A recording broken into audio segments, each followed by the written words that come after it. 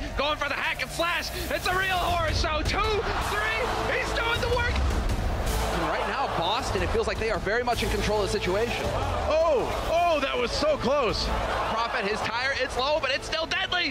Whoa, nice pick from Dream, though. We all know who the real hero was. In this case, it was Prophet. It's going to be a nice defense from the Boston Uprising. Overtime. Wow, it keeps getting so close. What's going on, everybody? Welcome back to the Blizzard Arena. It's Friday night, and we got some great Overwatch for you today. I'm your host, Golden Boy. Joining me is Brent Sideshow and the wonderful Zoe, as always. And you know, I mean, it was in the rotation. I did request for Crumbs and Reinforce. Unfortunately, they told me that was not the case. It had to be you two. That's unfortunate, isn't it? His second choice was me and Reinforce or me and Crumbs. Yeah. Just anyone really but Brent. I think that was honestly, I got no comeback for that. You didn't know it was coming, and I hit it right out of the park, and some Joel. All right, so let's go ahead and take a look at the standings for the overall standings, I would say, of the league. And Seoul Dynasty currently sitting at the top here, pretty with 13-3, but we haven't seen the NYXL and the London Spitfire take the stage quite yet, so things can shift here quite a bit. And then you also have the stage 2 standings now, where Seoul Dynasty are dominant on top 6-0. They've been looking pretty solid so far, bro. Looking hot right now, aren't they? Look at them sitting up top, 14 man differential right now. Man is definitely hot. That's this is what we wanted to see in stage 1, really. That's what everyone expected from stage 1, and it didn't happen. So I'm glad to see the Seoul Dynasty on top this time around. Exactly. But speaking of stage 1, we're getting a little salty run back, if you will, for my good buddy WWE superstar Xavier Woods' favorite team, London Spitfire, going to be going up against Boston Uprising. Then we're going to have the NYXL against the Philly Fusion. That's going to be a nice East Coast throwdown right there. And then the Florida Mayhem versus the Houston Outlaws will be our final match of the day. But first, let's go ahead and welcome to the stage the London Spitfire. Coming into this one with a victory over the Fusion in Week 2, 4-0. This team is feeling very confident, 3-1 in the stage right now. So. That's true, and they did announce some reinforcements are on the way as well. They were 1 tank down after the Let Go Fisher, who then joined the Gladiators, but they've been announcing that they picked up, and now I'm not sure how to actually say his name. Am I supposed to call out the number? Is it Tizzy or T1Z? No, man, don't do your elite speak. Okay, it's just Tizzy. You don't know your elite speak, man? Come on, dude. I'm sorry, that's how I grew up. But yeah, he's a main tank. He's known for being very aggressive, and yeah, might look like a good replacement for Fisher, actually. For sure. It feels like London, they're just trying to get a monopoly on all the best tanks in the league, and they've just like snapped up Tizzy. He's come from Team Runaway, and he is honestly one of the best tanks currently playing. Wasn't you know, sort of trucked in that Korean ecosystem, but now he's back in this London roster. It means they're 1 step closer to running these 12-man scrims. But he's, you know, once again, how do you fill the boots of a player like Gesture when he is so good? Yes, and I think he'll be a bit of a work in progress as we go along, and obviously not fielded today. But this lineup that the London Spitfires are running today shows me that they really respect Boston Uprising. Last time in stage 1, they dealt them a nasty upset that started out Boston on an upward swing, and London are fielding just a star-studded lineup here to try and take them down. And you know what? They definitely have to fear this squad, and let's go ahead and bring them out to the stage. Let's give a warm welcome to the Boston Uprising. Coming off of a victory against the Dragons yesterday at 4-0, looking dominant there. Didn't, you know, decided to test the waters, you know, play some different roles going into that game, some different players into that game. This time around, they know that this is game time. Yes, for the last 2 matches, they have been running Kalios over Gamsu, which we thought, look, from an outsider's perspective, must have been something to do with the play style. They had lost their first 2 games in stage 2 and then made a shift up on the main tank position. So it was pretty interesting what they were running, and they're still going with Kalios, but perhaps it wasn't a strategic move. It actually wasn't, although I do like to just think it could be one. No, it actually wasn't. Coach Haka has been clearing up some rumors and misunderstandings the other day, as he said that Gamsu actually has just been ill, so it's not quite as in-depth and dramatic and strategic as we thought it could be. So that's why we saw Kalios instead, who's been doing great. Now, Gamsu is actually in Korea right now, because that's where you go when you get ill. You just you heal better at home. Hey, that's nothing's better than Mama Soup. You know what I'm saying? So he's back at home enjoying Mama Soup, and meanwhile we're going to enjoy Kalios. And he also further said that Boston Uprising has never been close to selling or trading Gamzu and Striker and Neko, as that's been some rumors going around. So Huck made sure to clear that up for the internet. Thanks, Huck. No, thank you so much. Sorry for getting the skinny on that one. Bren, your thoughts on this team going into this match? Yeah, so I mean, it's a team that's struggled to find their footing, I feel like, in Stage 2. Stage 1, they had a good performance throughout, pretty much surprising everyone, because I remember before the Overwatch League even started, everyone was considering Boston Uprising as, you know, question marks raised as to why they picked up this selection of players. But they turned up, they showed that they were more than capable, but they've had a bit of a drop-off in Stage 2. I want to see the Boston Uprising get back on the horse. I want to see them start to take some names, start to take some games back as well, you know, get a couple of maps under their belt and see where they go from there. Yeah, but then, you know, on the flip side of that one, I do want to talk about London Spitfire. They have made some changes in the back end as well, Zoe. That's true. During the walkout, I talked about their new player that we'll be picking up, and we will be seeing him hopefully soon. However, they made another change, which is incredible big, in my opinion, and that's the parting ways with Bishop. He's been one of the big names in that team. He was an integral part of actually piecing this team together. He was the one who looked for those two different rosters and meshed them into one, and he has been a big part of all the strategic decisions which have been made for that team. So I'm very interested to see what approach the team is now taking, and more so who's actually going to step up and fill Bishop's shoes here. Yes, and when you look at the London Spitfire, it has incredible talent on paper, and so one of the things that we've always been talking about with regards to London has been the coaching decisions. Who do you run in certain games? How do you maximize your wins by prioritizing certain games over others, making sure that they have practice time? We've seen even recently when they don't have 12 players, they've still been trying to split their roster into 2 so they get great games or great practice for both matches coming up in the week. And so this is something that we perhaps thought would be the head coach's role with Bishop. So maybe we'll see a different route going forwards with the changes that they made, or maybe it was just an overall team decision. So something to keep your eye on as well, the impact of the coaching decisions moving forward. Yeah, but now putting a lens onto the match at hand here, Boston, London, the big matchup to look out for is going to be Striker and Prophet. Right, yeah. What are your thoughts? The two Tracers that's the way the meta is sort of developing these days as well. It's like it is a battle between the Tracers, the 1v1s, whether you can take it. And I mean, a mechanically skilled Tracer player is almost night and day. If you've got somebody who can really perform at the highest level, you're going to have a much easier time taking a lot of these wins because of the ridiculous amount of plays that you can make. I mean, you're seeing these highlight clips here. You can basically turn the fight around with just a single pulse bomb onto the right target. It's really imperative that you have someone who's more than capable in that role. And both of these teams have very capable Tracer players. Yes, I would say that these are two of the best Tracers that we're currently looking at. The amount of damage and work that both of them are able to put out is ridiculous. Now, when you look at their actual styles as well, though, Prophet is more of the, I'm just going to go around and try and kill everybody I possibly can Tracer. He's looking to carry and follow up on all the damage. Striker tends to focus more on the tanks, as we've got later on throughout the Overwatch League. Originally, he was going for those deep dives along with Gamsu and Note. Now, it's more that he's focusing on the tanks. That's inflating his damage slightly, so that's accounting for some of the difference in the numbers that you're seeing there. But overall, two of the best Tracers that we have in the league. Yeah, keep in mind, yesterday they were going against, as you know, it's been dubbed numerous times, the wall of meat. When they were shooting all the tanks. Numerous times it was said. It's a great phrase, and I hope it doesn't wear out. But yeah, I mean, you know, you saw a lot of prioritization onto the tanks, and that just boosts those numbers up. But we're also seeing a few more teams actually incorporate tanks into their style, like maybe a triple tank approach like the Shanghai Dragons have been doing. Yeah. Do you think we're going to see anything crazy in this game? I don't think... No, I don't think so. I'm going to take this one, Josh. Sorry, mate. Get under the desk. But no, my God. I'm going to take this one away. I personally don't think we are going to see them. I don't know if you agree or disagree, but he doesn't care either way. Both these teams, with the exception of like when they go onto sort of these tank-based maps, it's going to be rare to see these tank-based compositions because dive is so much more effective in terms of the if your team is working well, you're going to get so much more done running dive than you will with a tank composition. Yeah. It sort of prioritizes exploiting weaknesses of your enemies as opposed to actually playing well. Yeah. And I mean, both teams feel comfortable in that dive role. We saw that already. Today, are we? I'm sorry. Josh, under the no, but it's something we've been praising Boston for throughout the whole of stage 1. They feel comfortable on this dive kind of composition, and that's why I don't expect them to really change this up today, because they obviously want to play to their strength. And Josh, I'm going to let you finish. I'm going to let you finish, Josh.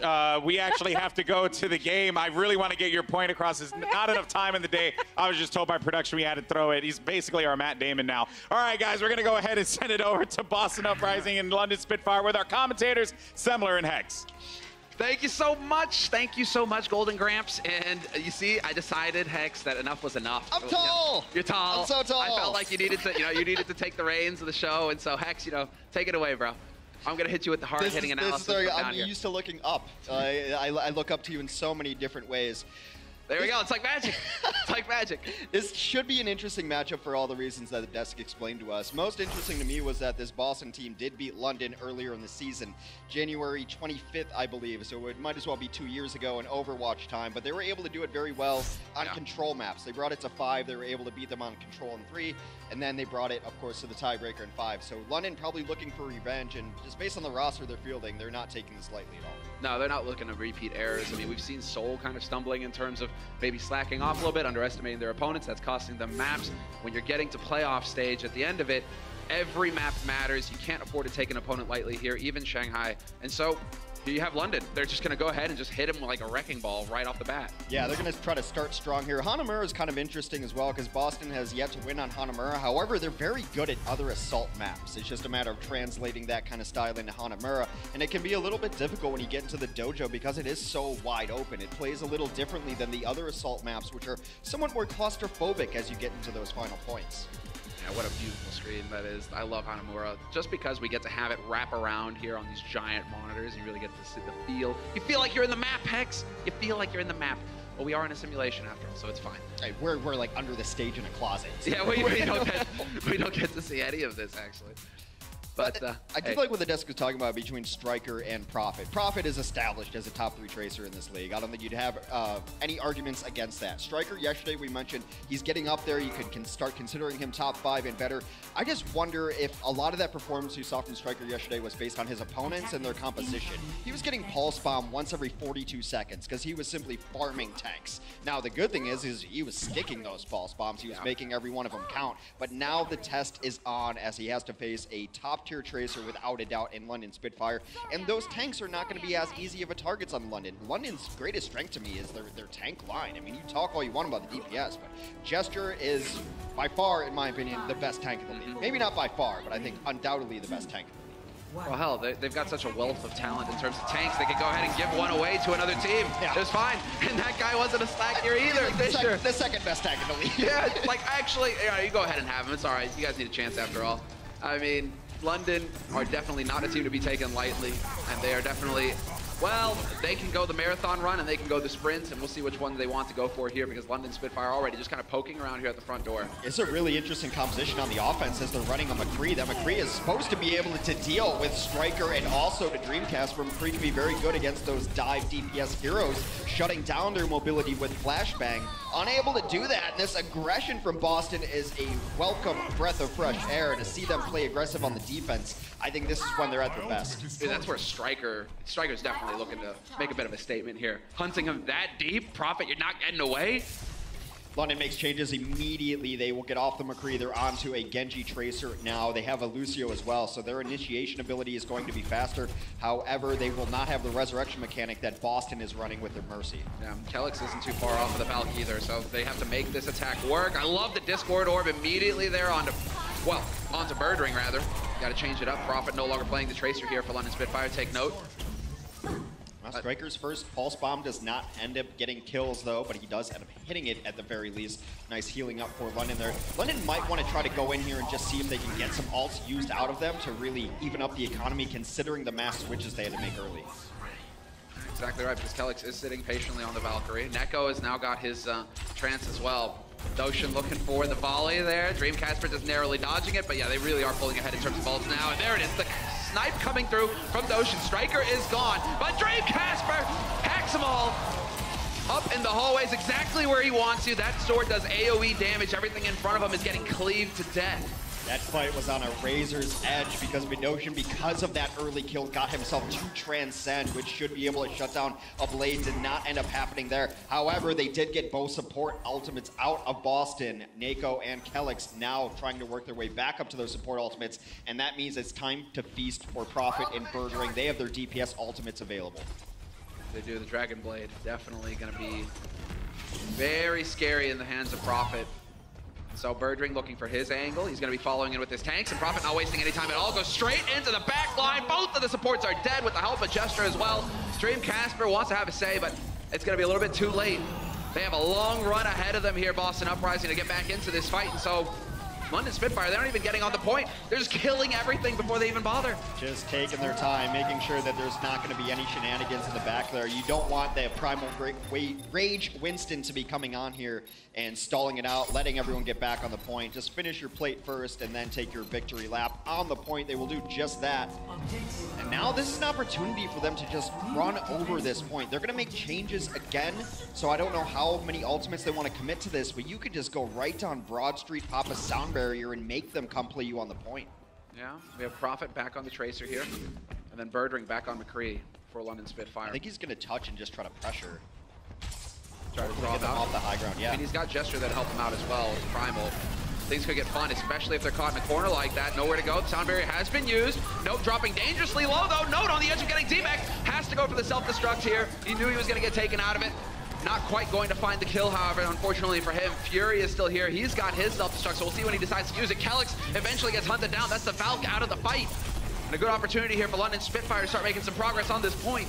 Transcend on the point, and Birdring is now over to that McCree again. He's able to take down the D.Va. They lost Gesture so early in that fight, he should be able to get back in the mix here. Now it's Desperation, popping ults, and not ideal, and Prophet sticks Nako. Now can Kelix, where is Kelix going to try and get that ult into him? Because he can try and go for the bold resurrect if he wants to. He's just trying to go for the heals for now, at least. Maybe can be able to get his teammate back into it, but no, not going to take the time. Just focusing on the heals, trying to keep the tanks alive, but they're not hanging in here. Kalios gets caught by Prophet. And well, you can look from on high, Kelix, but Birdring can definitely hit the headshots. He's making him play away. He's not actually getting any healing done because he has to hide out. And this is why you run a McCree. He can close out fights for you. And that burst damage does so much work against the Mercy. And Birdring lighting it up on the Cowboy. And there it is. Very quick take on the second point for the London Spitfire. Everybody on fire here for this roster. Round one is over. A quick 2-0. And plenty of time in the bank as well. I really like that early scout from Prophet going below as well. I call it opening the door on assault maps when you just put your Tracer on the point, because someone's got to come back to at least deal with you or check you. Now, a response to that from some teams is send one person onto it, at least check them on the point. Some teams will just ignore it, go for take a 6v5 up top if they see that's where the rest of the team is. But London did this really interesting thing where they also sent the Winston down there once they realized the door was open. So now you've got a dual threat on the point. One person can't go back there. It looked like they were all kind of going back the stairs that opens up the front stairs up top. That's where the other four came in. So a really cool strategy to throw something at Boston that maybe they're not prepared for.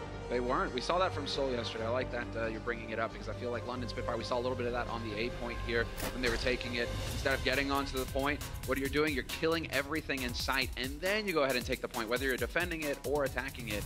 If you win that fight hands down, the point's going to be yours anyway. And so we've really seen Seoul kind of come into that sort of strategy as well as London. It sometimes has the bonus effect too of if you wait on those kills long enough that people start coming back in, and you're like, fine, I'll take this ult charge. If you want to try to take a 3v6 on the point when we're set up, good. And also that would work out well for London, considering they had to make changes earlier. They were struggling to get that economy back going. Then they made changes again on the second point, and Birdring definitely flexed so well onto that McCree there.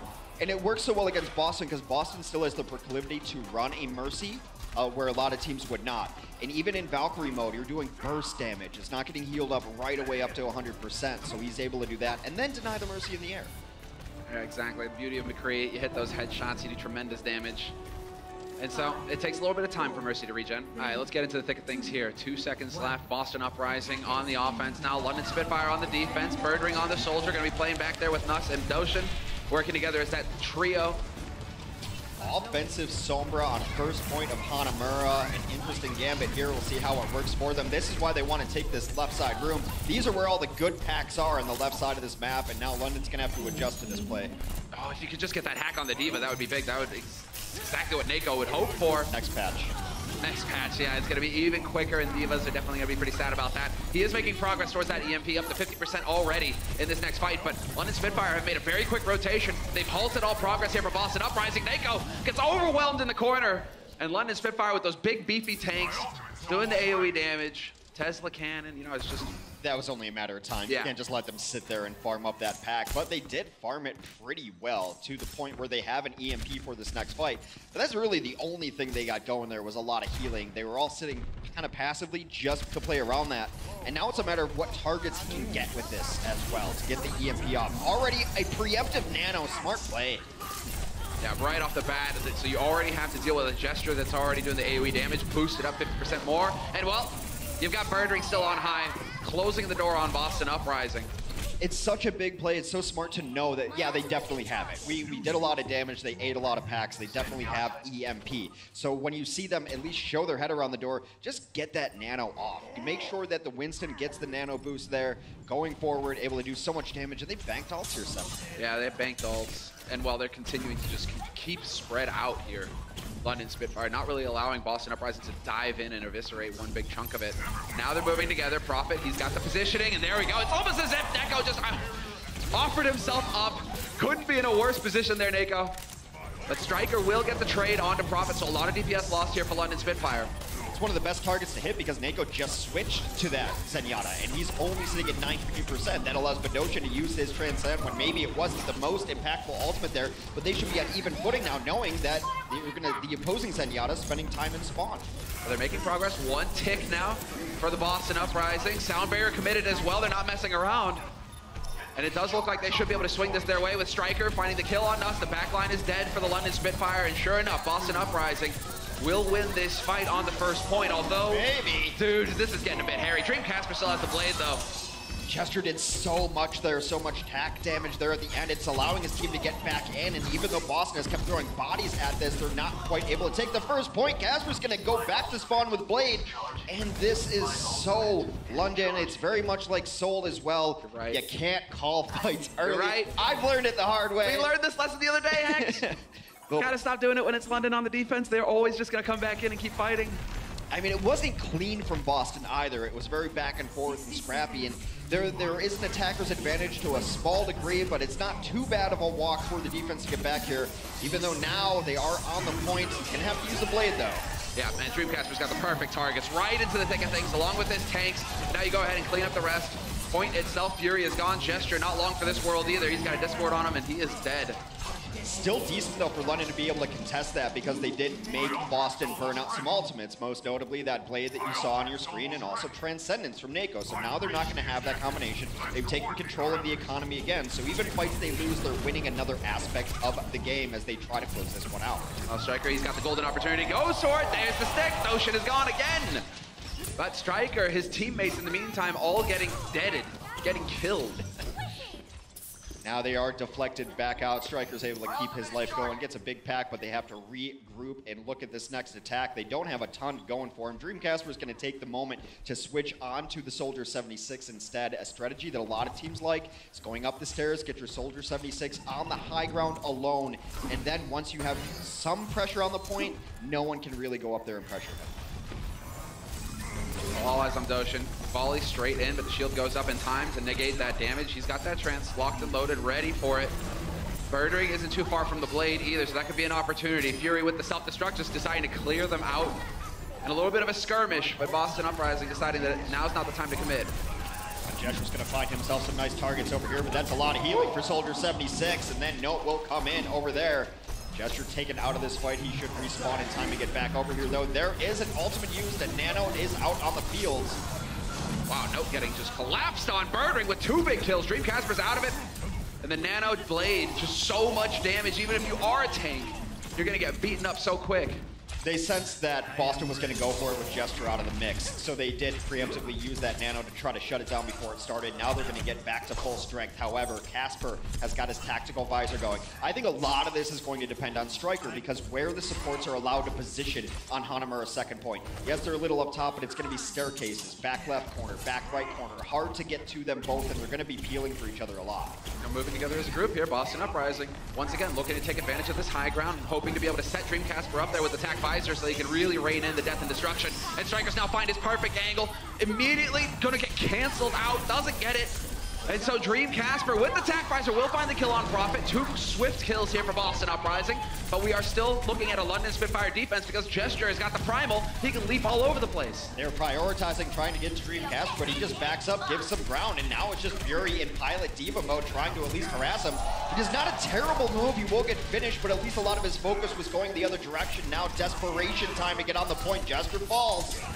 Birdring not going to be able to last much longer either. He had the blade as well. They're doing a good job of sticking together here. And Boston Uprising taking full advantage of the sound barrier. Everybody with the bonus HP just withstanding this push. Now we're into full stagger mode. London Spitfire just going to trickle out of the spawn one at a time. Unless Fury and Gesture can get in here. But Gesture, even with that whole hog, well, not even the whole hog, but the Roadhog, it's not going to be enough HP for him to last. It's going to have to be the best blade ever. It was not. Only got one there. Boston will end up completing Hanamura, but about 2 minutes less time in their bank. I really do like that Soldier 76 play, and not just the standard 76 up top and attack visor, right? Sure. We've seen that a million times. I love when Soldier 76 is dropped down, sensing blood. You get a tick, you get a second tick, and it's just more consistent damage when you're on the point. You're closer, you're gonna hit burst headshots a little better, it makes helixes a lot better. Biotic field. Yeah, and you can help out your exactly. Yeah, it helps out in every aspect of it, and you still have the sight lines to cover the doors. It's why that long range hit scan is so good on Hanamura. There's only 2 exits, and you can see them both from on high down there, and or on the point. So it's a really nice move to give up the temporary safety of being away on the high ground. Obviously, no one's going to touch you up there, but you're better down below. So we made that transition quickly, and that's why Boston's able to capture last. They're doing a good job. Once they have that advantage there, Boston Uprising. First point, we saw it. Second point as well. That tipping point, once it's reached, they don't really make the mistakes that allow for London to get back in. Apart from that one time. We'll see what they want to do here on the London defense. Now they'll be defending yet again.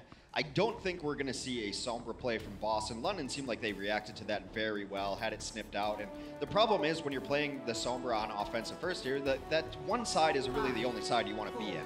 And it's a pack that's either wide open right near a cliff, not the best place to stand and just hang out, or it's a pack that's in the room, and London punished it twice. So we will see a more standard support setup here. Going full-on dive composition is Boston. Yeah, trying to stick to their strengths, it looks like. It has worked for them in the past. Definitely one of the better dive teams in this league, hands down. Note kind of dancing around, using his D-Matrix quite a bit. He is going to decide to just go charging in. A little bit of a boost there, just knocking him back, creating some space. And now they're kind of stuck in this room. They need to find a way out of it. London Spitfire are rotating around, making it difficult because Birdring's on the other side, just raining in bullets. They're going to get the positioning they want. Oh, just a last-second Helix hits the wall behind Nako. Splash damage will take down the Zenyatta. They might have to keep going. This is the time you have to make the choice. Do we fight a 5v6 or do we reset? They only have time for one more reset after this. Now it's time. Now should be taking a jump. Yeah, just get out. Yep, nope, just resets all the way into the abyss. And while it is going to be a steady defense set up here for London Spitfire, Prophet very close to his Pulse Bomb, Nuss, and Doshin, both support ults, are going to be in play for this next push as well for London Spitfire. It's going to be close. Boston should be able to get there with a couple of them, but it's not going to be their support ultimates, so they're definitely at a huge disadvantage. Support ultimates can swing fights. I would not be surprised to see Nuss just toss this Nano onto either Gesture or Birdring, or even Fury early on in the fight to make sure it comes off immediately when he gets it. He pops it. Doesn't waste any time at all. Goes straight onto Gesture. Gesture's going to be in there doing that AoE cleave, and then he just goes primal and starts beating up on people as well. Complete and utter destruction here on the point. London Spitfire with the impenetrable defense. It's looking like they're going to get the shutout here in the second round. Boston Uprising not able to get anything going for them on point A. Got a single tick. He likes the victory transcendence towards the end there. You don't often see a Primal Rage pop when you have Nano, but in that specific situation, especially when they're attacking a point with a cliff over the edge, it's really nice to try to knock them off. All right, let's go ahead and hear what Boston had to say on point B. I drop B, I drop B. Tracer. Tracer one. Beating point. Right there. Behind spawn. Tracer one. Tracer point. Tracer one. Nice and punishing. Diva. Diva. Then one. Dead. Diva point. Go.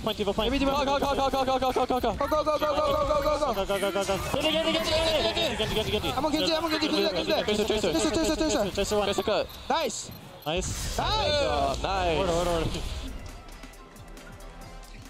Yeah, that's Overwatch comms in a nutshell for you. It reminds me a little bit of like low-grade action movies where every third line is go, move, people. Yeah, there you go.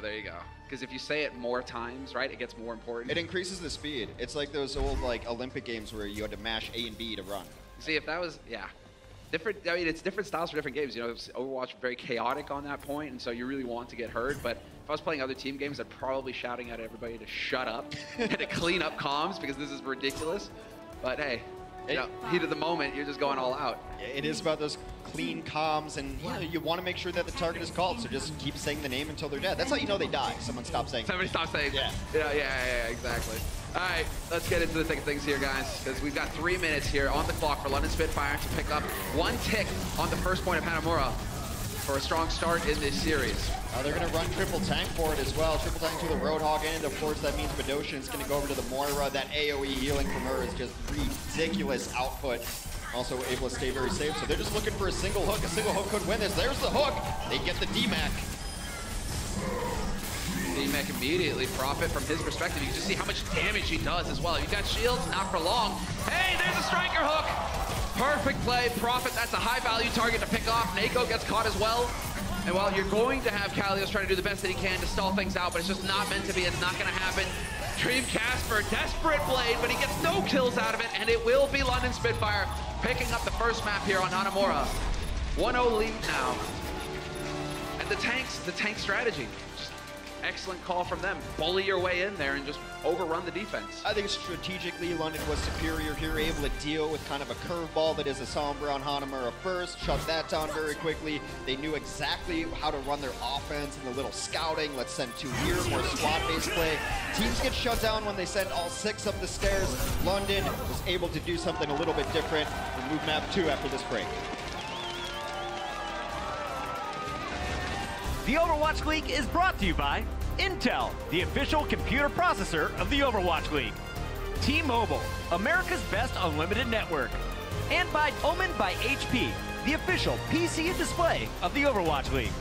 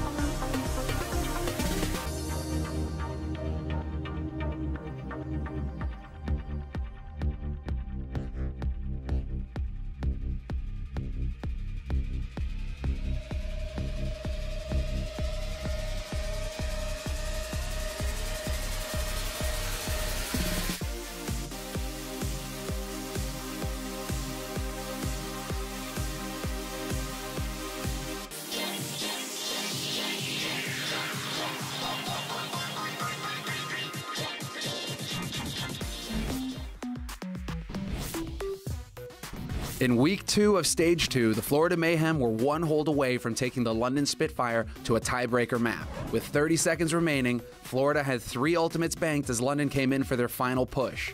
Now they still have advantage for the next fight. Florida's advantage would not last long, as Hureg eliminated both Zebasai's Lucio and then Tvik's Soldier 76 before he could use his tactical visor. Hureg decides to take matters into his own hands. 2 kills for him, and Prophet chimes in with a kill on Zoop and 1 more on Swoosh. With half of the Florida Mayhem returning from spawn and the payload only meters away from the final point, the clutch tandem of Hureg and Prophet cleared a path for victory. Vic got killed with his Prophet will take down his counterpart. Tactical visor comes out, but Transcendence going to ruin that day. Hureg's Deadeye sealed the deal with a kill on Swoosh's Winston, and the London Spitfire would take the map and the match. That right there was the turning point where Hureg and the London Spitfire took a sour moment and turned it into something sweet.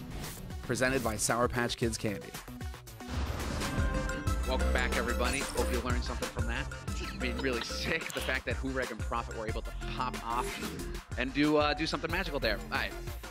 We were actually watching those guys play right now. Well, one of them at least. Yeah. Hureg is still watching in the wings, in the dugout. It doesn't seem like we have any substitutes, so not just yet here as we go on to our next map, which will be Nepal.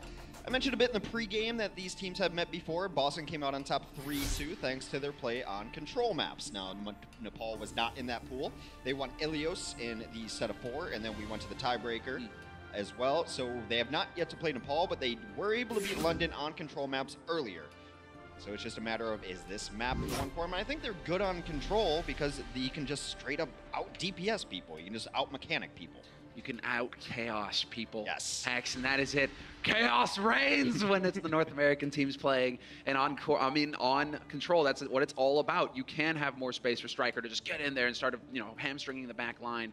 You can't allow for the tanks to really just get up in their face. And so perhaps that is what Boston are going to be counting on here. You may have a more measured approach coming in from the London Spitfire, but Boston could just try and throw everything at them in the kitchen sink too. I always think that's a good choice against teams that maybe just have you just a little bit outclassed if you think someone's better. First of all, control just kind of breeds it, but then just show them something different. Take their plans and throw something at them that they have to adjust to. And then if they find an adjustment, throw something different at them as well. I think the best shot for some of these teams with mostly Western players is to just throw some chaos at them, see how they deal with it. And if they deal with it fine, then try to play their own game. But I think going at them head-to-head and the style they want to play, look, the teams like London and Seoul don't make mistakes. They just don't. And so you have to find a way to force them into situations where they're not going to be as crisp and clean, well-oiled machines that they're used to. DPS-wise, it does seem like Dreamcasper wants to play Soldier 76, which is very good on this map. You have 2 options, play Statue or play High Ground. It seems like London's going to try to take away one of those options immediately as their rollout will go through High Ground. They're going to take away, and it's interesting to see the first battle come here. That's Boston going to give up that High Ground and just play point. Exactly right. Play point. Well, that is also a strong position for Dreamcasper to find himself in if he hangs around over on the right side of the point by the elephant. Yeah. He can try and just kind of get some damage in there, but if you stack up Prophet, man, he's just going to dash right through you and ruin your day. Striker does manage to trade a support for Nuss, however, so that's all right. But Birdring is still in this fight, and Kalios is now taken out of it. A lot of HP lost. Fury just chucks himself off the side in disgust.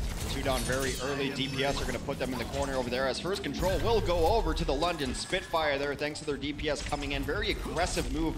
And I think it's no secret that that's where Soldier 76 wants to set up. So the moment you see him on the high ground, you know, oh, they're probably going to Elephant Statue. You saw Jester jump on that immediately. Nice. Neko with the boot. Birdring is gone. But still, this is a battle where Prophet is still alive. He's got the Dragon Blade to boot as well. He could actually keep hanging in here. He is getting top back up again. Boston will be able to flip the point. And it's looking like with 3 alive left over here, they're going to back off and reset. Jester's back into it, but Fury still has to res. I just realized I need a Foot Clan Soldier skin for Zenyatta. So he gives him the foot. Nothing, no Ninja Turtles? All right, fine. You're lost to me. You are absolutely lost to me. I feel so ashamed. I'm so sad to let you down, Hex. I'm used to it. Damn. All right. Prophet's got Blade ready. He's going to try to get back into this point. You could see this used, well, pretty much alone. He doesn't have a whole lot to combo with, but Boston, you really just want to get a Transcend or a Sound Barrier out of them, then use it, or use it to get those ultimates out. We'll see which Prophet opts to do. Yeah, go right over the top. Still looking for him. Squishies are out, and there we go. Dream Casper falls immediately. That was to a dash. The sound barrier there for Kelix trying to cancel out some of this DPS, but it's not going to be enough. Gesture will be there to help. And well, yes, Prophet gets overwhelmed, but they forced a lot out of Boston Uprising, and they still have the edge. That's a value blade if you've ever seen one. They had to use both support ultimates. Boston still trying to keep hold of this point and get all the percentage they can. A beautiful deletion from Birdring. No new mech for you. However, while all this is happening, that progress will go back away. 70% now for Boston, about one fight away from taking first stage here on Nepal. They're very low on ult economy right now, London Spitfire. Don't have a whole lot to work with. They committed a bit to that fight as well, and so Boston, they are pulling ahead. Striker with a pulse bomb. We've been seeing him hit him all day long, and sure enough, there it is, but it gets caught on the edge of the shield. Gesture survives just a little bit longer. Striker, he has to go ahead and put in the elbow grease, get it done the old way. Well, they've made trades all over this. It's just about if London can close it out with their remaining players. Striker still being a nuisance is going to rotate over, gets dashed through. Somehow gets some help from a Guardian Angel over his shoulder, takes down Prophet. He was sitting at 7 HP. And this is it. Now Boston, they've got the positional advantage here with Dream Casper. He can hang around in the middle and just keep smacking people in the face with rockets. Point blank Helix there on Nus will end him. Birdring trying to do the best that he can, at least to tap the point to keep overtime going, but he gets immediately clipped that time by Kalios, and that's pretty much going to end it here. No, Gesture again jumps in, but his teammates are so far away, he dies, and that's it. Boston will be picking up the first point here on Nepal. Every time I watch Boston play, I'm re-impressed by Dream Casper because he always shows me something on a new hero every single time. His pool is so deep, and that can be detrimental to some of the players in the Overwatch League. Yeah, he's good at a lot of stuff. Is he great at everything? I think you could put Casper on almost anything and put him in the discussion for top 3, top 5 at that position. His soldier play, his tracking is impeccable. His positioning is great. I like that he just runs up on people. When he's safe, he's just making sure that he's hitting more bullets in the head and putting people down quickly. He got a great finishing Soldier 76. He's definitely one of the X factors for Boston Uprising. We have seen him really deliver god tier performances in the past that allowed Boston to squeak through and get wins. So if anything is going to lead to a victory here for Boston Uprising, Dream Casper will definitely be a big part of it. Well, again, you know, more sight on his hero pool. Now we've got the Pharah in play. Running a Pharah with just the orb, no mercy with Pharah, have to play a little more passively, and you know, best of luck to you. Godspeed, sir. He's going against Birdring's Widow on this Pharah. Yeah, he spotted it now. So this is where it gets a bit tricky. He's got to play these angles. You got to be super careful because Birdring, one headshot. Him staying alive this long is forcing Birdring to keep an eye over here. I mean, he's kind of neutralized Birdring just by being in existence, right? Birdring's not able to help his team on the point. It's a matter of which is the better 5 squad that's actually going to fight this match. Dream Casper is going to sneak a rocket and take down Padoshin, but Birdring, step for step, will take down the opposing Zen as well. In that 5v5, it seemed like they were just going to come ahead here. London Spitfire with Prophet pumping bullets into them non-stop. Kelix, not long for this world. Surely, right on the edge. Prophet. Very stylish finish there for that frag, but now he's got his pulse bomb. See if Dream Casper sticks on this. One, it's already hard to run this into a Widow anyway. Yeah, immediately off of it. But then running into a Widow who's established and you're trying to come in as a Pharah, very, very difficult. Dream Casper gonna flex, shows the depth of his hero pool. Gonna move over to Genji instead. Maybe try to even just pressure Birdring. All right, opportunity here now for Prophet. Exactly, gets for the recall, back in there, hoping for the back line. Instead has to give ground and blink away. Good awareness here from Boston Uprising, not giving him the space necessary to just stick it. And, well, he will miss the pulse bomb as well. So, Prophet does need to step up a little bit here on the individual level to keep up with this man in question. Striker with the double off the pulse. Striker's going to try to put on his carry pants today. He did it yesterday against Shanghai. Can he do it against the team of the likes of London? Casper's going to get the cleanup there. Boston will flip this point over to their control. 52% for the side of London. Now Birdring off of the Widow. Going to play Genji of his own. So it always starts off really interesting, and then teams are like, oh yeah, let's dive. That's a pretty good comp. It's been around for a long time. These are pretty good heroes.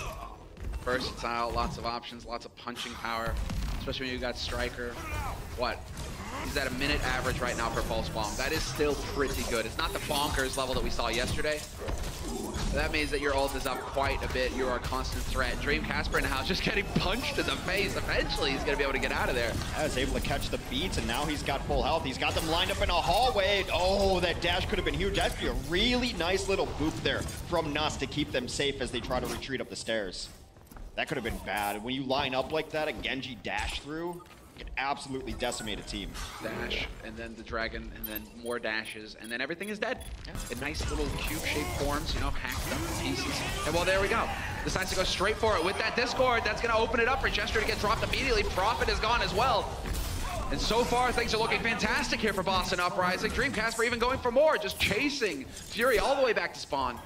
It's that aggressive defense that plays really well for Boston. They invested a blade into that, but not a whole lot else. Still waiting for their support ultimates to come online. London will have a big ultimate advantage, and this is one of those on paper kind of moments where they should win this. They've got Pulse Bomb, they'll have Blade, they have Transcend. Nearing their own sound barrier as well. Nuss could get there during this next fight, which is their last fight if they don't win it. Well, there we go, point blank. High ground occupied here by Spitfire, but this is going to be it. All pressure on. They need to get some kind of kill that's going to open things up for him. And Fury picking off Nako is a good start. That's definitely going to slow things up, slows down that Transcendence. And so Boston don't have that for this fight. Boston, though, really shouldn't be throwing too much into this, though. Just because they still have a fight after this if they want it. They do get that reset. And so it's not the end. Well, what was great from London there is that they played it very conservatively. Yeah. After the one kill, they just unbound their ultimate button. No one was popping it. Some other teams might throw the blade after it just because, just to make sure that you win it. But London is absolutely confident in where their positioning was, and getting that early kill was enormous for them. Nako is now going to be nearing his support ultimate. Double support ultimates incoming. Nuss has to hit a lot of people with this barrier to give them a good chance. That's a huge kill early, though. That's big. Striker out of it. A lot of that damage gone. Birdring here as well with the dash right through. Birdring having to give a little bit of ground here, trying to play it patient, trying to play the angle, and there it is, Prophet. Key kill along with Birdring. They deny the remake here for Note. That'll delay things further here for Boston Uprising. One last big push for Boston Uprising because they just crossed the 90% mark here, London Spitfire, to tie it up 1-1. It's so important to be able to punish divas like that. The last thing you want to do is give a team another 400 HP, which is essentially what a remech diva is. You got to take advantage of those situations. They're going to put pressure on the point. Last fight of this stage. There it is. The trance has already been used, so Birdring is going to be grinning ear from ear because now he gets to go in here. No support ults to stop him from chopping him all to bits. Michalix is gone. Lucio is out of it, and now this is where you can have Doshin coming through with the trance of his own to keep his team alive. Gesture gets caught out in the open, unfortunate for him, but the damage right now, it's swinging in London's favor. Remember, that's the blade that he had from about 2 fights ago that he could have thrown away when they really didn't need it. Great economy management will keep London still alive on Nepal. And we're going to Sanctum. Sanctum, the home of Orissas, the home of Halt, the home of the murder chasm. So, yeah, I was going to ask what kind of murder we were going to get from you. Because we've got Murder Hole, Murder Pit, Sanctum will be the murder chasm. Look at it. I mean, if you look at it, if you get the top-down view, it's a chasm. Yeah. Sort of. Seems like you could do like an Indiana Jones movie in the Sanctum. Yes, definitely. I mean, an old temple, right? You know, what is he gonna find there, though? What's the goal? Is it the golden statue? Yeah, I don't know. Sack filled with golden dust? Probably the Shrine of the Silver Monkey. There we go. All right, get behind that. Crossover. It's gonna have to be the Shrine of the Silver Omnic. That's what we've got. We've already got the Omnic statues out here floating away. It's Mandata's gold, they say, is hidden down there. I've never believed it. Where do we have a rare? We actually have a little bit of a change here. Not every day that we get to see the Widow. Birdring in play. And with Prophet, there is going to be that Junkrat with those hallways. He really just gets to chuck those grenades in, melt shields, make it a little bit difficult for Kalios. And well, there you go. That's why. Birdring, again, he's like, you want to run, Farah? Well, guess what? Here's a bullet to the dome. You're not going to be on her for long. It makes Widow's job very easy when everyone gets halted into the exact same spot. You just aim where that orb is going. The moment that you hear the yoink, you just click those heads and he gets that very easy kill. An unorthodox combination, but one that works very well. They will take first control here. Spitfire definitely in this really kind of cool pick composition here. You've got the halt and hook combination to drop people into the murder chasm. Then you've got Birdring, and if you want to try to avoid those angles, then he's just gonna shoot you in the head. So Boston going to Old Steady. The reason you see teams go back to dive, by the way, is because it was so popular for so long that everyone knows how to play it. You don't need to really figure things out or think about it. You just say dive, and everyone automatically knows the role. Yeah, just run in and kill things. Well, there we go. Dreamcast for putting on a bit of a demonstration. Birdring gone. Immediately having to give ground. Nuss will be able to get the reset, but that opens it up for Kalios to stomp him flat. Doshin and Nuss both gone. And this is surely a fight where London Spitfire are going to have to back off. Fury, unfortunately for him, not able to farm up that whole hog for the next fight, but Prophet does have a tire. And Dive is so good at shutting down resurrections too, because you know that they're going to try that. And generally you think that you can run Widow and she dies in safe spaces a lot of the time. You can bring her back to life, but not with Dive, not with the mobility allowed. You hear that res noise, the audio cue incoming, and then you just launch your Winston at it, and now you get free support kills. Wild ride. Just watching it. Yeah. Oh, he gets caught. And, well, that forces it out, though, the trance. Fair enough. Fair enough. That's fine. That's a little bit of a panic because Nako's the one who took that tire down as well. So I thought maybe he didn't know that it was actually going to go down. A small misstep there, forcing out the trans. Now they're going to get transcended upon. And that's going to lead to the death of the tanks. Kalios, the notes, there's nowhere to hide because Birdring can hunt you forever. And well, Prophet point blank with the mine straight into Kelix's face. Dream Casper, however, will find the kill on Prophet, but there's only 3 players left here for Boston versus 4. And we got the wings out for Nuss, and the res bring him Doshin back into the fight as well. But there's the stick from Striker. Of course, he's never going to say die. He's going to fight until the bitter end. Is he at least going to tap his toe onto the point? Now he's got help of his tank on this as well as he comes in trying to support, and they have yet to take this over, yet to fully evict. They've not taken the point back as London, as Boston keeps taking up. Taking down, I mean, Kelix now the sole healer. As we lose Nako, Nako can have a bit of a run back from spawn. Dreamcaster's back into the fight now, but there's so much damage being dealt. Dreamcaster has his blade ready, but that would be folly to use it here. The fight is over, you gotta reset. Yeah, they're in there gonna farm this all up as well. Boston did a good job. I think they got about 20% there just by stalling out the point. So 76%, that one's close because it's not necessarily one fight away from winning it like an 85 or a 90 as you would like to get a little bit higher up there. But it can be close, especially if you can turn it back over at 76 and hold on to your tank ultimates here because you can shut the door on the other team and not even let them touch the point with your Primal Rage and with your Self-Destruct. You can go ahead and live your dream of being a bouncer at a door. Yes, that's what I wanted to be as a child. Unfortunately, my genes didn't allow it. Listen, it could have been a special bar. All right, getting into it now. Fury with the double SD. Note is gone as well, gets cleaned up by Prophet. And well, London Spitfire now tied up and pulling ahead in terms of percentage on this final point of this map, 80% and counting. Boston Uprising, though, they held on to their ultimates. And so now, well, 4 ults and a big fight coming up. They are grouped up, they're ready to go, moving together as a unit.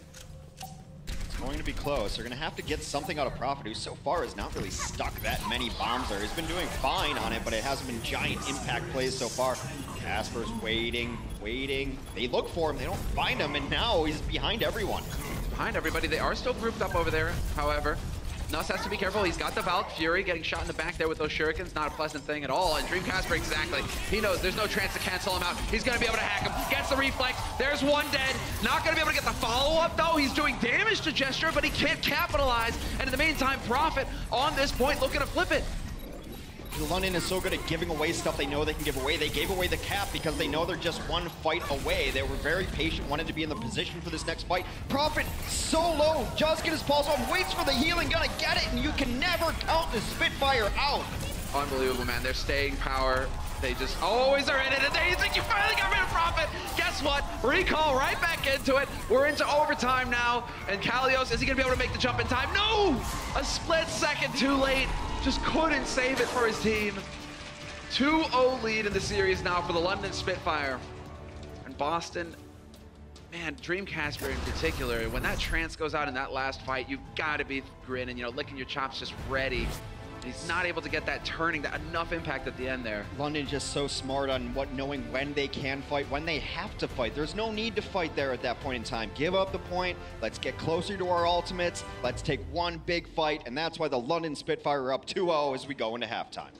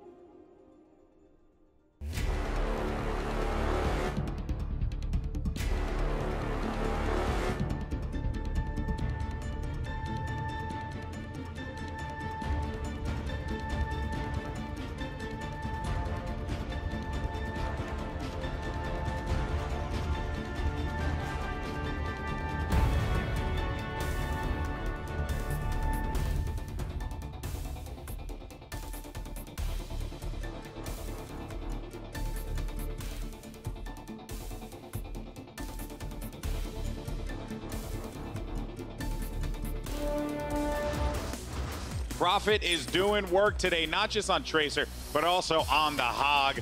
Spitfire are up 2-0 in the half. Welcome back, everyone, to the desk here as we talk about this matchup between the Boston Uprising and the London Spitfire. Bren Sideshow. This has been a pretty exciting game thus far. I mean, game one, I would say, had some back and forth, but game two really for me was like that, like you never know where it was going to go. Boston almost came close to being able to take it. We could have been 1-1. Needless to say, though, game one, definitely an exciting one as well. So we might as well start there and talk about that because I know Gesture has just been on point too. He really has, yeah. Whenever you look at the London Spitfire, the front line is really controlled so well by Gesture. I've been bigging up Muma, saying that he might be the best tank in the league. I think I'd flip-flop back over to Gesture after seeing his performance in the last couple of matches. This guy is phenomenal, and he can play all of the different styles of Winston, seemingly. When he has his Primal Rage up, he feels like it's all right for him to take more solo routes, be able to go really aggressive, and he uses his Primal Rage to be able to survive when he's playing more alone. Or he can play with the entirety of his team, completely lock off a forward choke point, ruin the Sombra strategy that Boston Uprising tried to do. The guy's an absolute beast, and then you pair him up with Prophet and Birdring, and I mean, this team just looks so solid all over the place. It's very rare to have a player who knows that role so well that they can play it in a variety of different play styles like Gesture can. It's really only an attribute that you can give to Gesture, Muma. I mean, who else would you give it in the tank line? Maybe Fate as well. Fisher as well. Fisher as well. Like, it's only a handful of main tanks that are capable of playing like that, and it's super impressive whenever you see it because they can just switch it up on the fly just like that. Yeah, but Bren, I want to dive deeper. You want to go deeper than that? I need some insights powered by Intel. That's right. Boom. I got it. You like that? Don't you worry. Don't you worry. The insights powered by Intel. We're going to be diving a little deeper into the way Gesture's brain works. And this is just a cutesy little play that I noticed. So to set things up, first thing you need to know is that Nako, he died earlier on into the fight. Gesture has been keeping track of this in his mind. Now, this fight is going a bit pear-shaped right now for London. They're currently on the back foot. All of Boston are currently just absolutely slanging them in this top area here. And Gesture is alone on the point. He's just a lone warrior. So what is he going to do here? Now, normally, most main tanks, you'd think, they're going to join the fight with the rest of the team. Not Gesture, no. He realizes that Nako's going to be out of position, so he's going to dive over and take control of this area here. So Nako is split up from his team, and they're not going to have the Zenyatta. We'll just play this out quickly so you can see how it goes. So London already losing a few players. It goes back and forth. And Gesture, he leaps over here. Now he's going to be controlling up this area. He spots Nako out. He has the Primal Rage, so he's perfectly fine. Uses it. bumps Nako into the rest of his team, and now you might be thinking, okay, we're in the danger zone here. This is going awfully for them, but it's so orchestrated, and London managed to recover from this so well. So the sound barrier gets used by Kellex, and now most teams would crumble under this sort of pressure, but London, they come straight back at it. Fury comes in with a dive, Profit, and Gesture, and they just collapse straight onto the remaining members of Boston on this team whilst they're split up. So right now, Boston are currently trying to take down the supports, but they focus fire so well. They start with Nako, they bring down these sort of weak targets, they find it. Gesture does eventually go down here, but he's already done his job. He's bought enough time now for Birdering to come back into the fight, and they do manage to get, once again, another solid defense. So that was just my little in-depth look of the way Gesture was playing that game, and just shows, again, a perfect example of what you were saying of how he when he plays with his Primal Rage, when he knows it's up, plays much more individually. Yeah. So it's tasty. I love it. I love it when you see it. Okay, tasty and pear-shaped. Didn't know what that was, but all right, go ahead. And London Spitfire in general, I think what we've seen from them is that they have the ability to react so quickly to what is thrown at them. I know the casters were talking about it as well when the Sombra came out, or when they switched it up to a more heavy dive composition. It seems like London Spitfire really, especially on Assault, they know how to adjust to all of the different looks that get thrown at them. When the Sombra came out, they dived on it, and they were completely controlling that health pack area, made sure there was no room for maneuver. When the dives come in, if they take a left-hand route, they all know how to reposition. Birdering's always adjusting his positioning beautifully. So this is a team that's incredibly difficult to beat on Assault. When you move over to stuff like Control, where you have less of the positioning and more of kind of fight engagements, I think that's where they can look a little more mortal.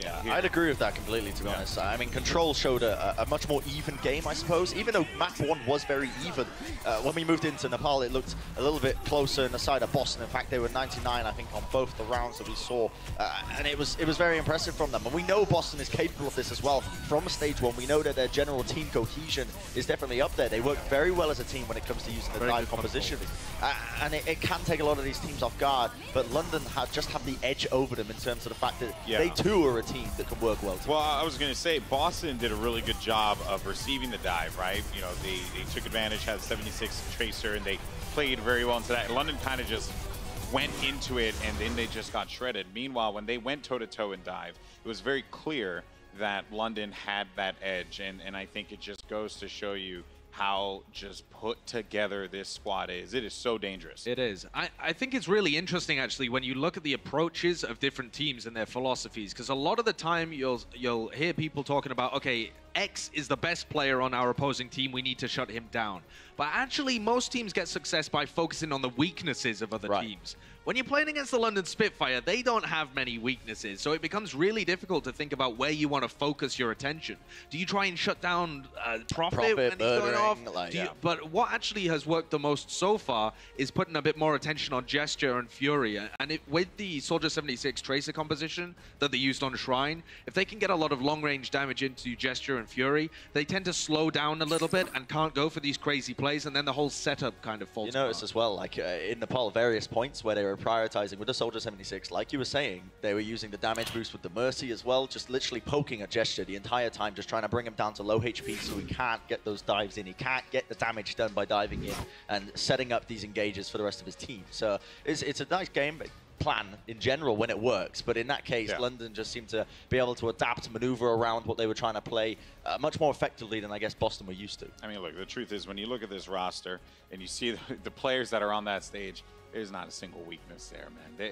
They are all powerful beings. Like we say this so much. They are all Super Saiyans. They're Super Saiyans. Listen, this is the thing with London. Like we say it so many times, right? They got the potential. They're coming into this. I mean, this is not the first Dragon Ball reference I'm going to be making today, but it's like you beat them down.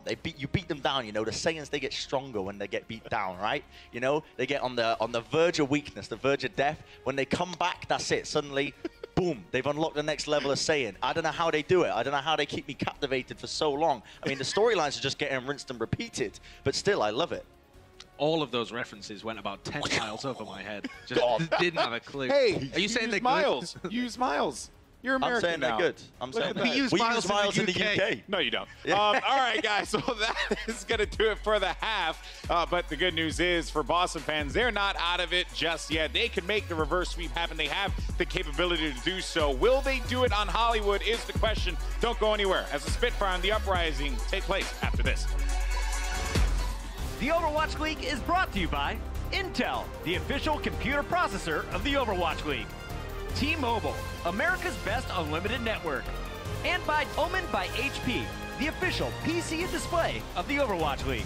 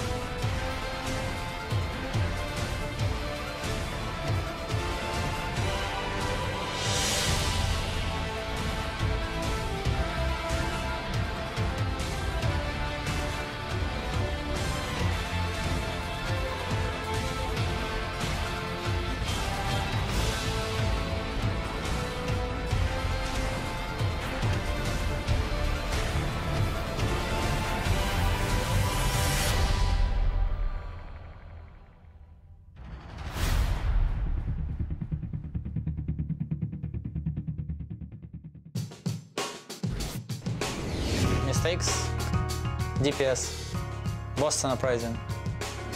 Mistakes were made. Everyone getting amped up for mistakes to come in here. My favorite hero is Anna. You really can be flexible with your playstyle and what you're doing in the game. It's really cool what Boston is doing, though. We haven't seen mistakes all season. Funny. I like it. Mistakes. More of that. Before I began professional Overwatch player, I was a professional tennis player. My spirit came from tennis, that I want to compete. And that really helps me in Overwatch right now. Mistakes couldn't have asked for a better situation. Perfect, saw the targets he was looking for. I'm looking to compete against Philadelphia Fusion just because they got Shadowburn. Like, we are only 2 Russians in Overwatch League. My personal goals for this season is to become one of the best players, obviously.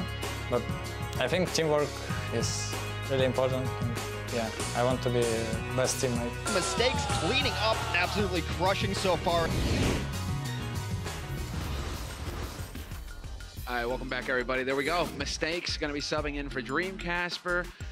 Hex, why? Well, we'll see. They're playing Hollywood, and Mistakes has been playing the Sombra for them a lot of times. They might want to play a Sombra on first point, maybe second point. You can play Sombra on nearly every point of Hollywood. There's a lot of great packs for him, too. I'm able to kind of talk with him just a little bit. And he's like a former Tracer player, and I'm like, how excited are you to be able to play like Sombra next when she's pretty much Tracer for the Translocate? And he just started grinning a little bit. Maybe next meta when the patch goes live, we'll see a little bit more Sombra there. London looking to close this one out. Already up 2-0 in the set. If they win Hollywood, that will be the set. Of course, we'll play Gibraltar just for kicks. And we'll see how it goes. But Boston's very close here. I mean, that control could have gone either way. A couple small mistakes here and there. Haha, mistakes. And we'll see how it goes. It's not a small guy, man. What are you talking about? Yeah, it's tall. Taller than you? Everyone's tall. Everyone's tall. Literally everyone. Hold on, let me get back on my stool here. Build some confidence. But I mean, in terms of what mistakes can do, we saw it in the highlight reel there as well. You know, as far as the footage, the man definitely knows how to play Sombra on this map. He knows how to find those angles. He knows how to get on top of the targets he wants to get really that EMP value. So curious to see how long they will be able to stick with him on it. I mean, the question is London going to be able to shut it down? Because they were able to shut down the Sombra play pretty early on in Hanamura as well. But it's not a traditional map for Sombra. This map is definitely better for it. As we fly through, you see the pack right there. That if they get to this point, that's the pack you want to hack as Sombra there, and your team's able to play around it very well. 2 packs here on the first point. Second point is actually really nice for them. You have the option to go right or left. Generally, right side is where you're going to play that with the mega pack over there. Well, we've been stuffed, Hex. Yeah? You notice that Mistakes is on Junkrat and Nako is on Sombra? Yeah. That's not a typo. That's not a typo. They've decided to pull a fast one on us. Yeah, it's fine. I'm not used to being right. Well, we saw that Nako could play it, but he did get stuffed pretty quick there by London Spitfire on Hanamura when they tried to run the Sombra.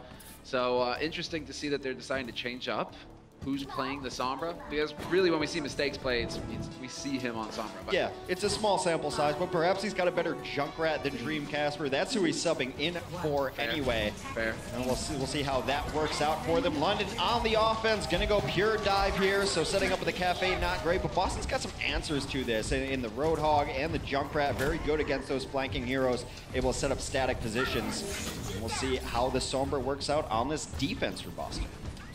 Pack control, that's gonna be the name of the game, and there we go.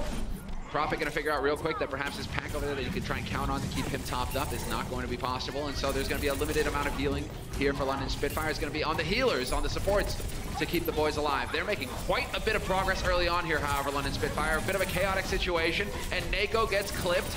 And so this is the opportunity that London was looking for. Now you have one of the big parts, the keys here for the Boston Uprising defense, already gone. 2 ticks ready, and Boston, you gotta get out of the coffee shop sometimes. Put away the laptops, put away the lattes, and get to work. You're not a screenwriter. Quit deluding yourself. Get out of the cafe, get onto the point. They just chose not to really fight there until now. It's the 25th hour, have to get out on this point and fight, but now London is in the position to deal with them coming out.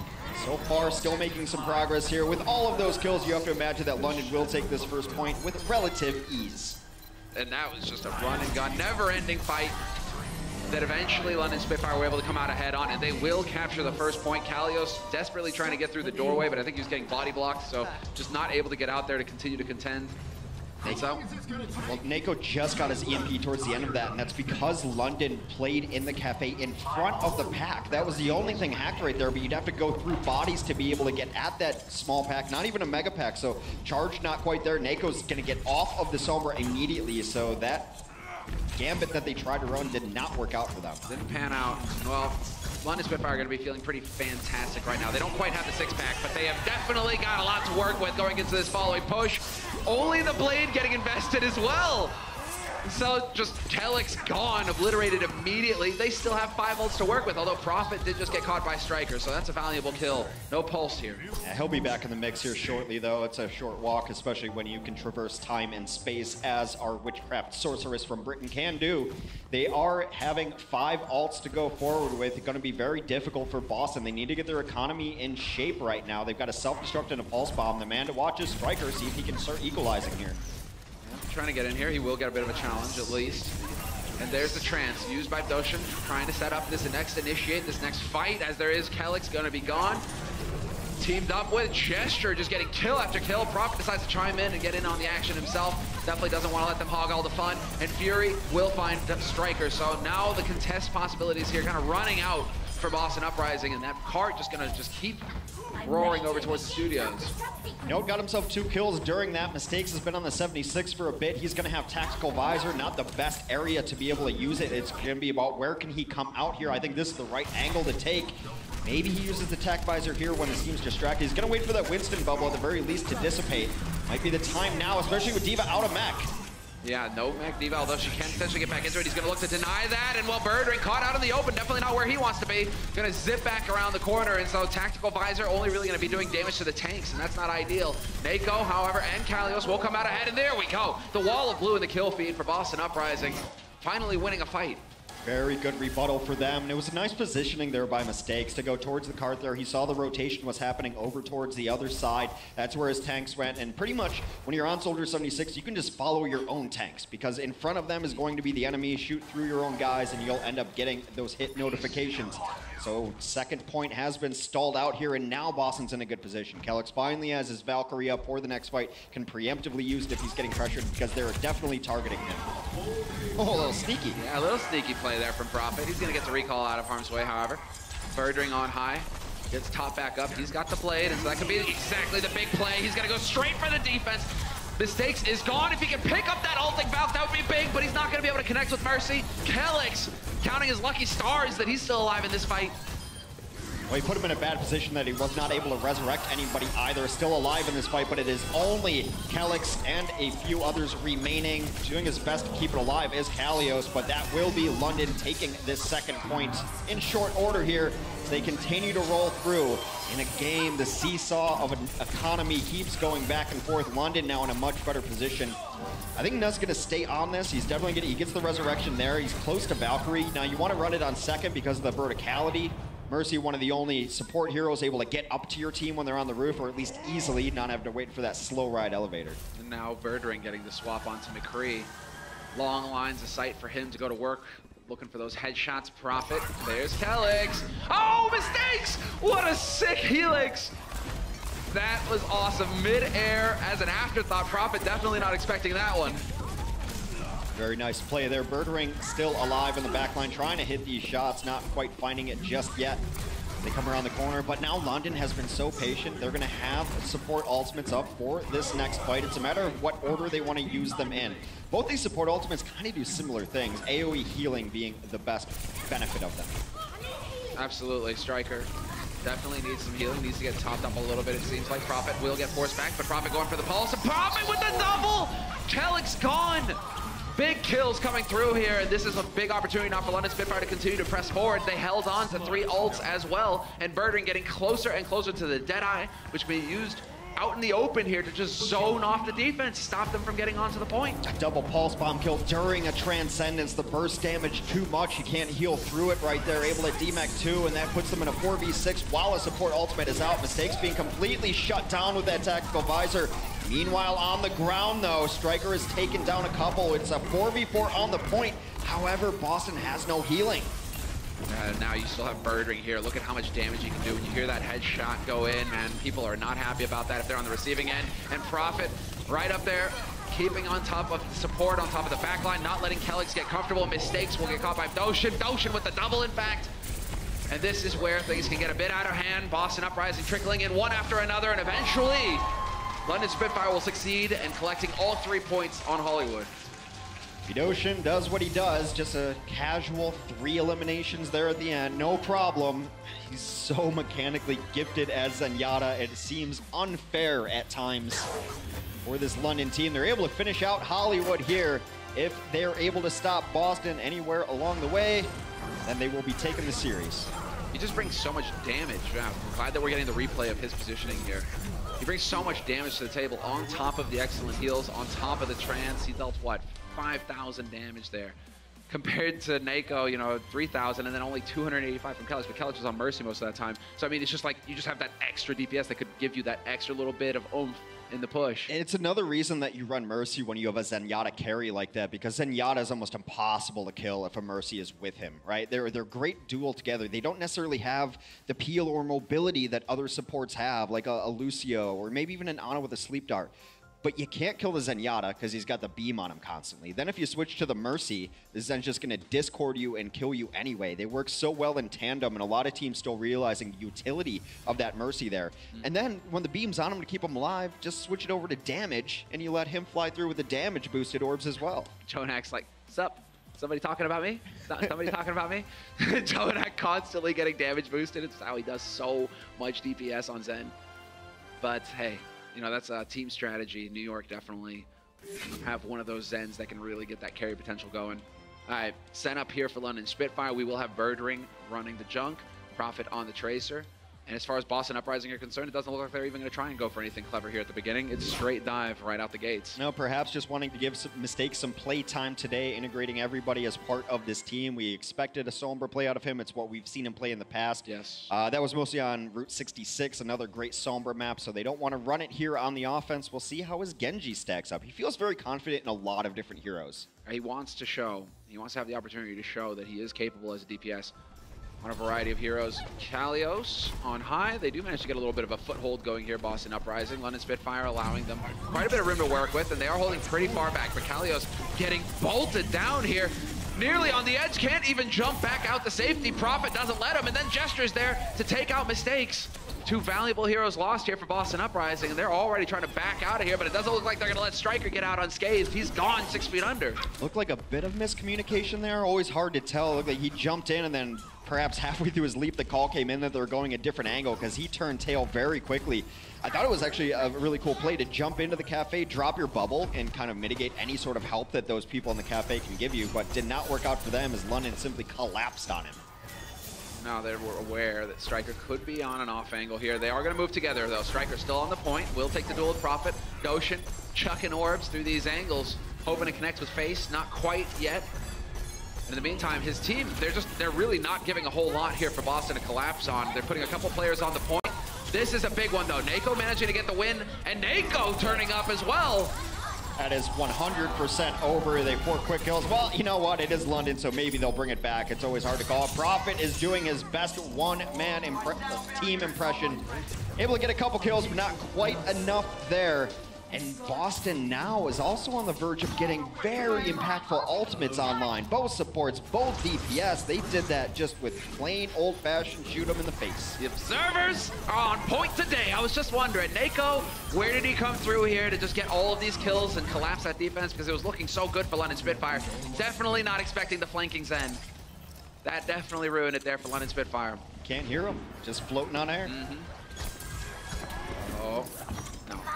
Mistakes has got the blade, though. A lot of this is going to be up to Mistakes to be able to try to shut down Birdring, perhaps with his tanks as well. You can't let a Widow do whatever she wants here on the Westworld phase of Hollywood. Birdring already does have Mistakes in his sights. Baits on the deflect. And production up top. There we go. More Zen loving. Pushed all the way back. Luckily for Boston, though, that was kind of a push that ended before it started, so they didn't end up using ultimates there. A very nice stagger late is going to make Boston have to wait for their Diva player, but they have 6 check marks at the top of their screen. That means all 6 ultimate abilities are online. It's just a matter of how they want to combo these. I'm always a big fan of Barrier into Blade. It lets your Genji play much more aggressively. Won't have to use a deflect because he's got a giant shield on. I'm a fan of Chips and Salsa. You crack open the 6 pack, and which one is going to start? They're waiting for it. Mistakes. There we go. Mistakes going to go for the blade as the trance wears off. Decides it's a bit too hot to handle and gets out of here. And still gets a swipe in on Prophet. Bit more damage. Prophet on the edge. Can he get the last shuriken? This would be big. And there it is. It's time to get it done manually. Should be able to clean up this Widow as well. The deflect there is going to make sure that he does not get domed in the face.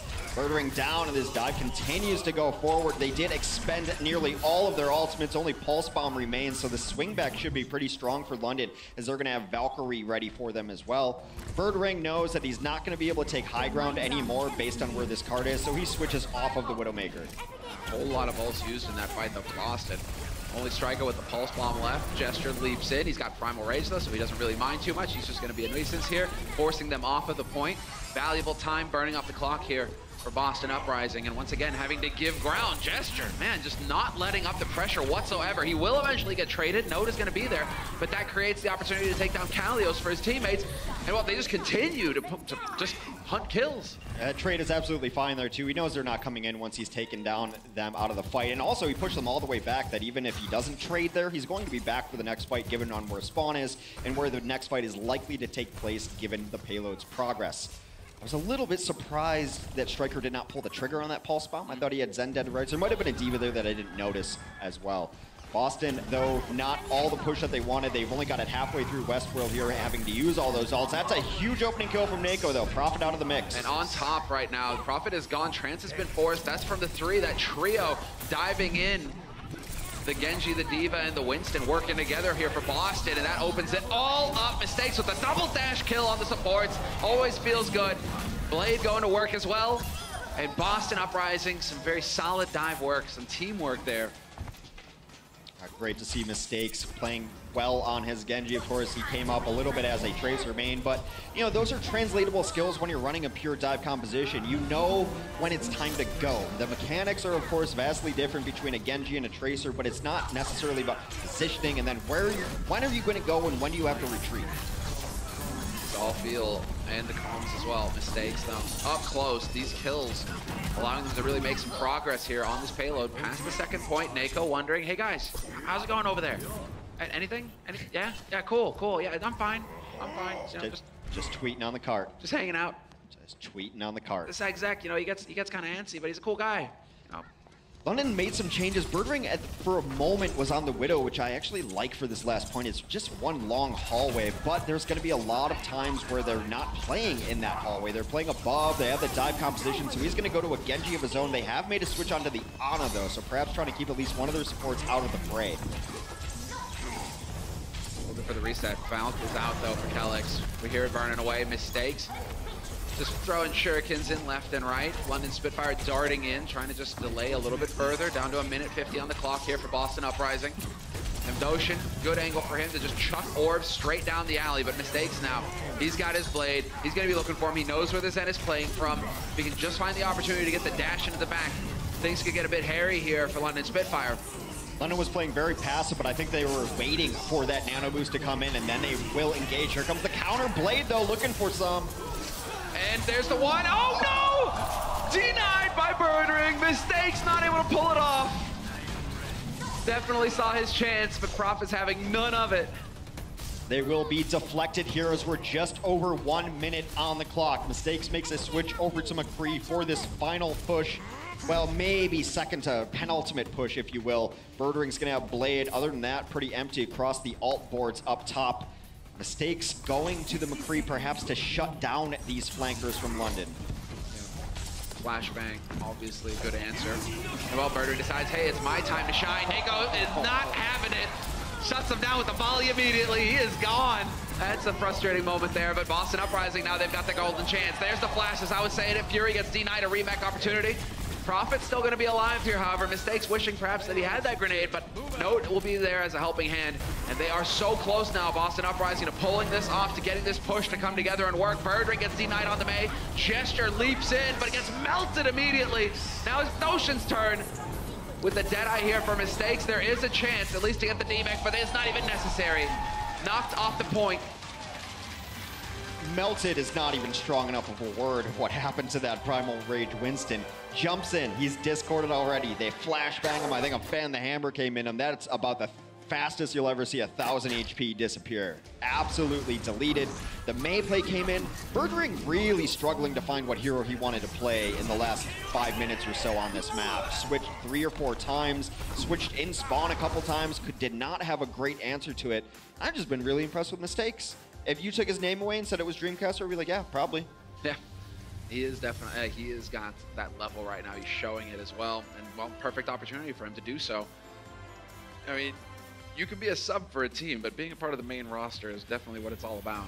Oh, these players want to play. It's all about the passion, getting in the game. And being part of a team is great. You like to scrim, you like to practice and help people out, but you want to be on that stage in prime time right now. 1 minute for this push from the Boston Uprising. London Spitfire will have 2 when it is their turn to attack. So this first attack for Boston has to be flawless. They're not going to try to mess around with a Sombra or anything like that. That takes sometimes a little too long to charge. They're just going to go pure dive. Why not? It's been working for them. London should be able to expect this, though. That was perhaps why Birdring is on the Junkrat here. Exactly right. Get Birdring in there, you get that trap to kind of trap the monkeys in, to trap the divas as they dive in and maybe get some free kills out of it. A lot of damage being dealt as well. So Birdring on high, already up to 27% on his ultimate. Feel good moment for him, for sure. But Boston, similar approach to what we saw last time. getting a bit of a foothold here on the high ground, and then we'll see, do they decide to go for the cafe, or is it going to be straight onto the point? I like that London has every angle covered. Mistakes wanted to go around for the flank, but there's a Tracer watching that hallway to at least give them the information that they need. London is very spread out. They're not going to get dove upon and take a bunch of massive damage from a Leap or D.Va mini missiles. No, but there it is. Kalios, a lot of DPS taken off the board. Birdring is gone. So some progress will be getting made here. Mistakes going to be dashing in. The shield is used by Gesture, who has to leap back. On the hunt, Mistakes with a headshot shuriken. Perfect pick. And now is where the party starts. Boston Uprising, they've got one tick. Heiko finds the trap after all. Well, Calyx is going to pop his Valkyrie here just to ensure that they get the point. They know that London never gives up on points, and they're going to come back out. A lot of ultimates being used, and London so far, double kill. Yeah, turning it around. Birdring now with the tire point blank, doesn't care, puts it right into Striker.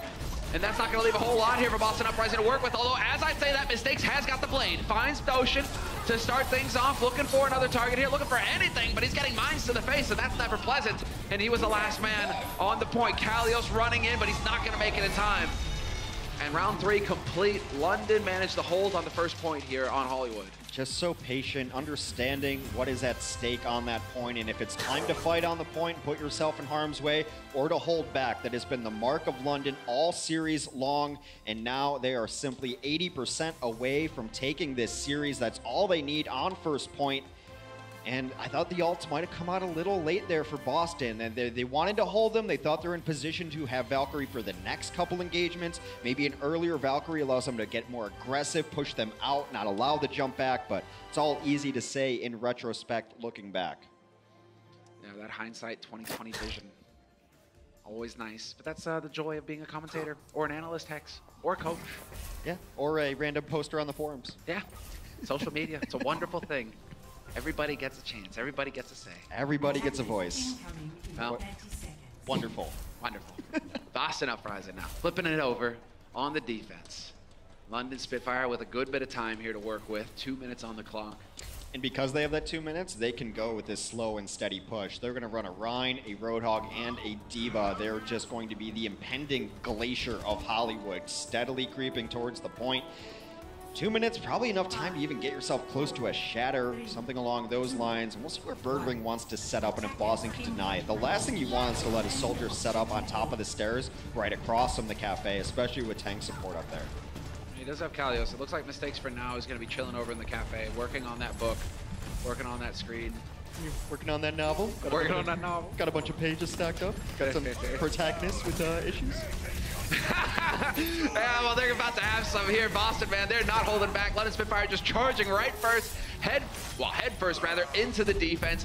But that might have cost him. Gesture gets a little bit too far ahead, and Kalios is able to find the kill on him. Now they've traded places. London Spitfire are the ones who are working on their novels. Well, this is going to be a little bit difficult, too, because how does Gesture even get back into this fight? That's how you switch off of the Reinhardt into Winston. Given the positioning of his team, he can't just walk in there as a Rein. You'll get blown up immediately. So he's going to wait for his team to engage, and he will jump and rejoin them. Or try to. Getting bullied out of the door, but Kalios goes down. That's a big one there. Prophet not quite connecting with those hooks. Shaking his head a little bit. They got Calyx. Calyx now out of this fight. That is so much healing, and now they're solo healing with a Zen, and maybe a soldier can drop down a heal pad, but that is not enough healing to sustain against this onslaught for London. They have to know the time is now. They are just taking the point now. This is where they set up shop. Lighthouse is a shine in there. We already have the Coalescence in play from Doshin, and Birdring with attack visor, just doing so much damage to Kalios. Whittles him down to nothing, into oblivion. Mistakes an attack visor of his own, but he's getting overwhelmed. Not a whole lot of targets here for him to pick off, as Nuts does find Note. Mistakes eventually takes down Nuts.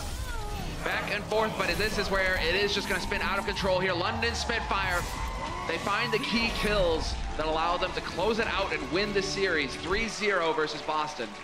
They got their own 76 onto the high ground, then they had to send Winston after him. He got tack visored out of the sky, and desperation time on there. Slow and steady push onto Hollywood 1.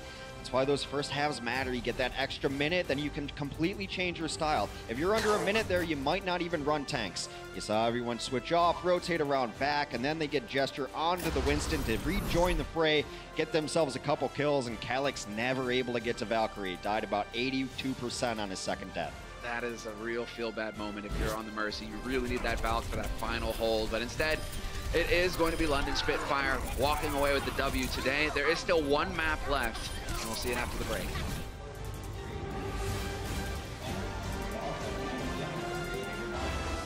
The Overwatch League is brought to you by T-Mobile, America's best unlimited network.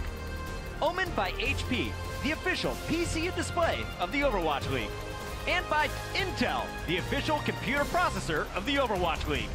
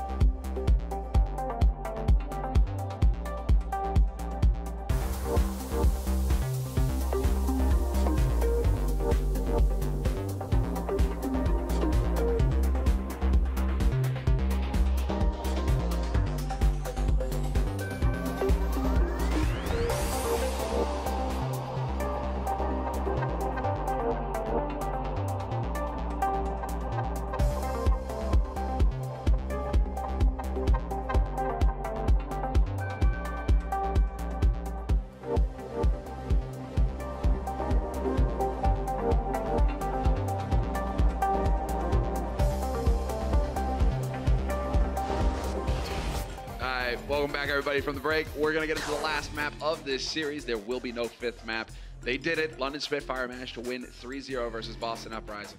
They have avenged their earlier loss. They came out kind of angry, it seemed. They didn't want to lose to Boston. Again, I think they were a little surprised the first time it happened. Definitely fielding their A team today. It's been close. Boston is definitely showing better signs of life. You know, they beat up on some teams they should have beat up on stage 2 after an inauspicious start, 0-12 in the maps. But now, they know they still need maps because of their really rough start. If they want any chance of like surpassing these teams for stage 2 playoffs, map differential is going to be a big deal. So Gibraltar is a map that they have to take seriously here. To that note, they are bringing in Dreamcasper to sub in for Mistakes. I would have to imagine this is because Dreamcasper's Widow might be a little bit better than Mistakes, or at least a little more seasoned on this kind of map. So Mistakes, I thought, played well. Just still trying to gel with the team a little bit there. He's still going to be their Sombra ace when they play Route 66, I'd imagine. But Dreamcasper coming back in a map that is predominantly owned by Widowmaker on so many different points that I think it makes a lot of sense. Yes. More Widow, more opportunities to see Widows, more opportunities to see Widows hitting headshots through scopes, preferably Mercies, but, you know, other supports too, that's fine. Works out.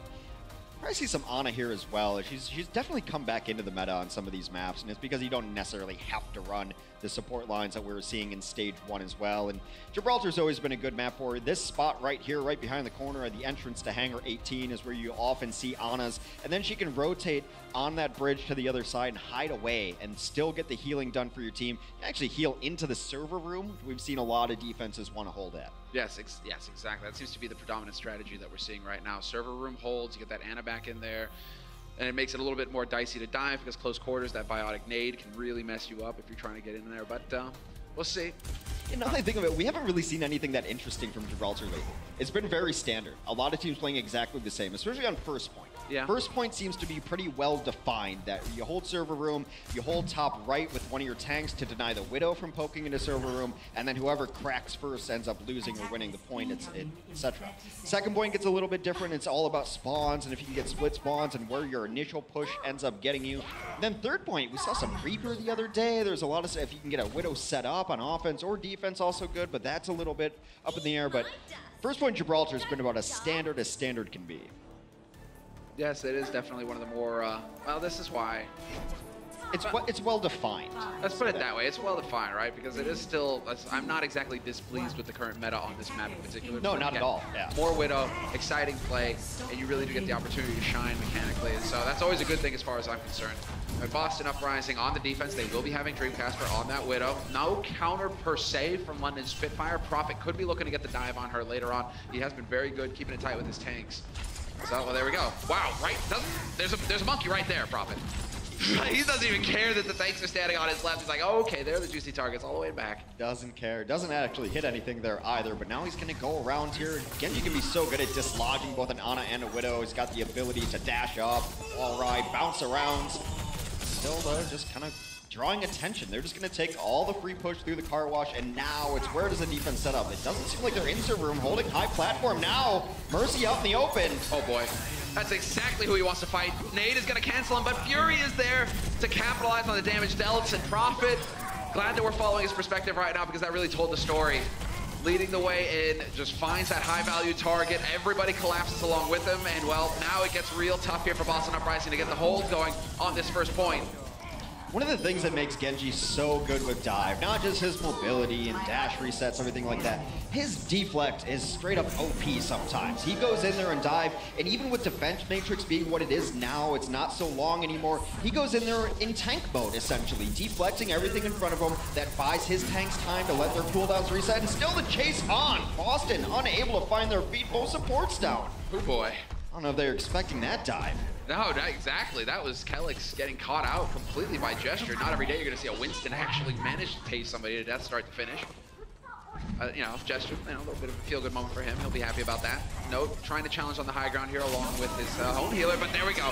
The big combo! So much damage. Dreamcasper obliterated immediately, and Hell Prophet can even go after tanks as well. Although, as I say that, Kalio's able to go primal at the last possible instant. Yeah, Prophet still did so much damage there. He got the first kill and had his reset on cooldown, but understanding the range of that Dragon Blade perfectly. Dragon Blade has an amazing range, so he's just slashing at the tank there. When he gets out of range, then he uses his dash to rejoin the team. It was an escape dash rather than initiating dash, and that's why he's still in this fight. Gets second point with no contest. How does a Tracer stop a monkey from getting through the door? She weighs like 80 pounds wet versus a 400-pound monkey. Sometimes, you know, things they just don't add up. Dreamcasper, though, he'll go ahead and answer the question for us. The lore is that they're friends, so they probably just had a reasonable conversation. About this. I said, Winston, I really don't think that is a good time. Maybe you come back later. Please don't. Just please. Okay. Maybe a peanut butter bribe. Well, we do have wall hacks now out for Birdring, able to see through. Well, actually, that was Dreamcasper. I think Birdring had just used his, so Dreamcasper can have the Widow v Widow advantage as we step into this phase of the game. Very often you will see Widows on both sides here at last. What London wants to do is take high ground away, but so far Prophet just been harassing Kelix so hard, makes him pop Valk. Yeah, that's big because now, well, Kelix definitely, you can tell, a little bit scared, doesn't want to get picked again. Self-destruct out, not really going to find a target there. Prophet is again going to have that blade, and Doshin is right on the edge picking up Nano as well. We could have the same combo getting thrown into it. Fury finds Kalios with the self-destruct though, and Gesture going to be able to get right back onto this point to continue to push it forward, but we have the Wombo combo, and there it is! Oh, Kelix! It's a horror show yet again. Nothing to say there. Nano boosted Genji into the backline. Blade out. Cleans up absolutely everything. A huge investment from London during this. Nuss has switched off of Lucio onto the Moira of all things. Maybe want to toss some orbs out here. Maybe just get back to the fight, but that's not faster than Lucio. This is the checkmate position. Who is going to deal with this? Dreamcasper on a desperation bastion. That's interesting. I like that. A little bit of variety here. Hold that angle and just pump bullets into him. He is still at risk, however. Now you have, exactly, the hacks coming out. He can see through walls, Birdring. The entire team can as well. Dreamcasper switched onto a Widow of his own. He's going to try to challenge Birdring back there. Sorry, Casper switched onto the Widow to challenge Birdring back here. Birdring going to take the secondary level, a little better angle with people coming outside of spawn. Going to get jumped on, but stays alive. Here comes the Coalescence. Coalescence is there. That'll be traded in. We have Naiko using his Transcendence. Birdring right back into the waiting arms of his Ana. They're working together now. They made up their friends. And well, Nuss having to back off as well, but look at how much damage you can just pump out with the heals. Not going to be able to hit that shot. That would have been disgusting, Birdring, if you could get the flick onto Kellex there, but instead it is this duel non-stop. Dreamcasper just trying to hit this shot, and there it is. Wins it in the end. You see the instant retreat from the rest of their team trying to get out of this. They know they're going to get jumped on now because they don't have Birdring to cover those sightlines. That's one of the better defenses of Gibraltar Last I have ever seen. How they dealt with that Widow. They stayed in the corner. If they needed to touch and contest, they sent a tank in, then out. So many divas could learn by watching professional play. U-turns are a good thing. Get in, get out, you're still alive. Well, what I wonder with, in terms of where that spawn is, how effective Prophet and Doshin were with that combo and how they killed everybody. It's like they're all respawning at once. Yeah. There's no like stagger where they're running in and maybe they're making the mistake of going too early and not enough people are there on the bodies. Like Boston Uprising, they had everybody respawning, they all go in together and they keep it cool together. I like it. Dreamcasper gonna have to play very safe. The opposing Widow can see where he is at all times, so he's playing, it's so cool, playing behind that pillar, but for a moment he peeks and punished. No time wasted, and well, the sleep is there, nope. Dashing back out, Prophet yet again has the combo, has to wait for the nano if that is gonna come into play. Could just decide to get the job done the old-fashioned way at the same time. They're only get back into mech. There was no tanks on the field right now for Boston. They do have ultimates coming online. A little bit more stall will allow them to get there. That is a huge kill onto Prophet, who had his blade ready. Kellex, though, down again. They're looking to close this out. Kellex is going to have to pop out to get out of spawn out here, I think. These trances, though, so effective. Prophet rezzed up, and now there's the blade. Doesn't matter if he doesn't have nano. He's still going to hack you. Will have well, if he turns away, Neko's going to get him in the back with the orbs. So Boston continue to withstand the assault. They've rebuffed the attack yet again here. London Spitfire now down to a minute and a half to make this third push work. And those kills were huge because it allowed Kellex to hold his Valkyrie, did not have to desperately use it back in there, and that's enormous because Nuss has a Valkyrie of his own. Dueling Valks possibly coming into this next fight. London getting down to just over a minute now, possibly 2 pushes here.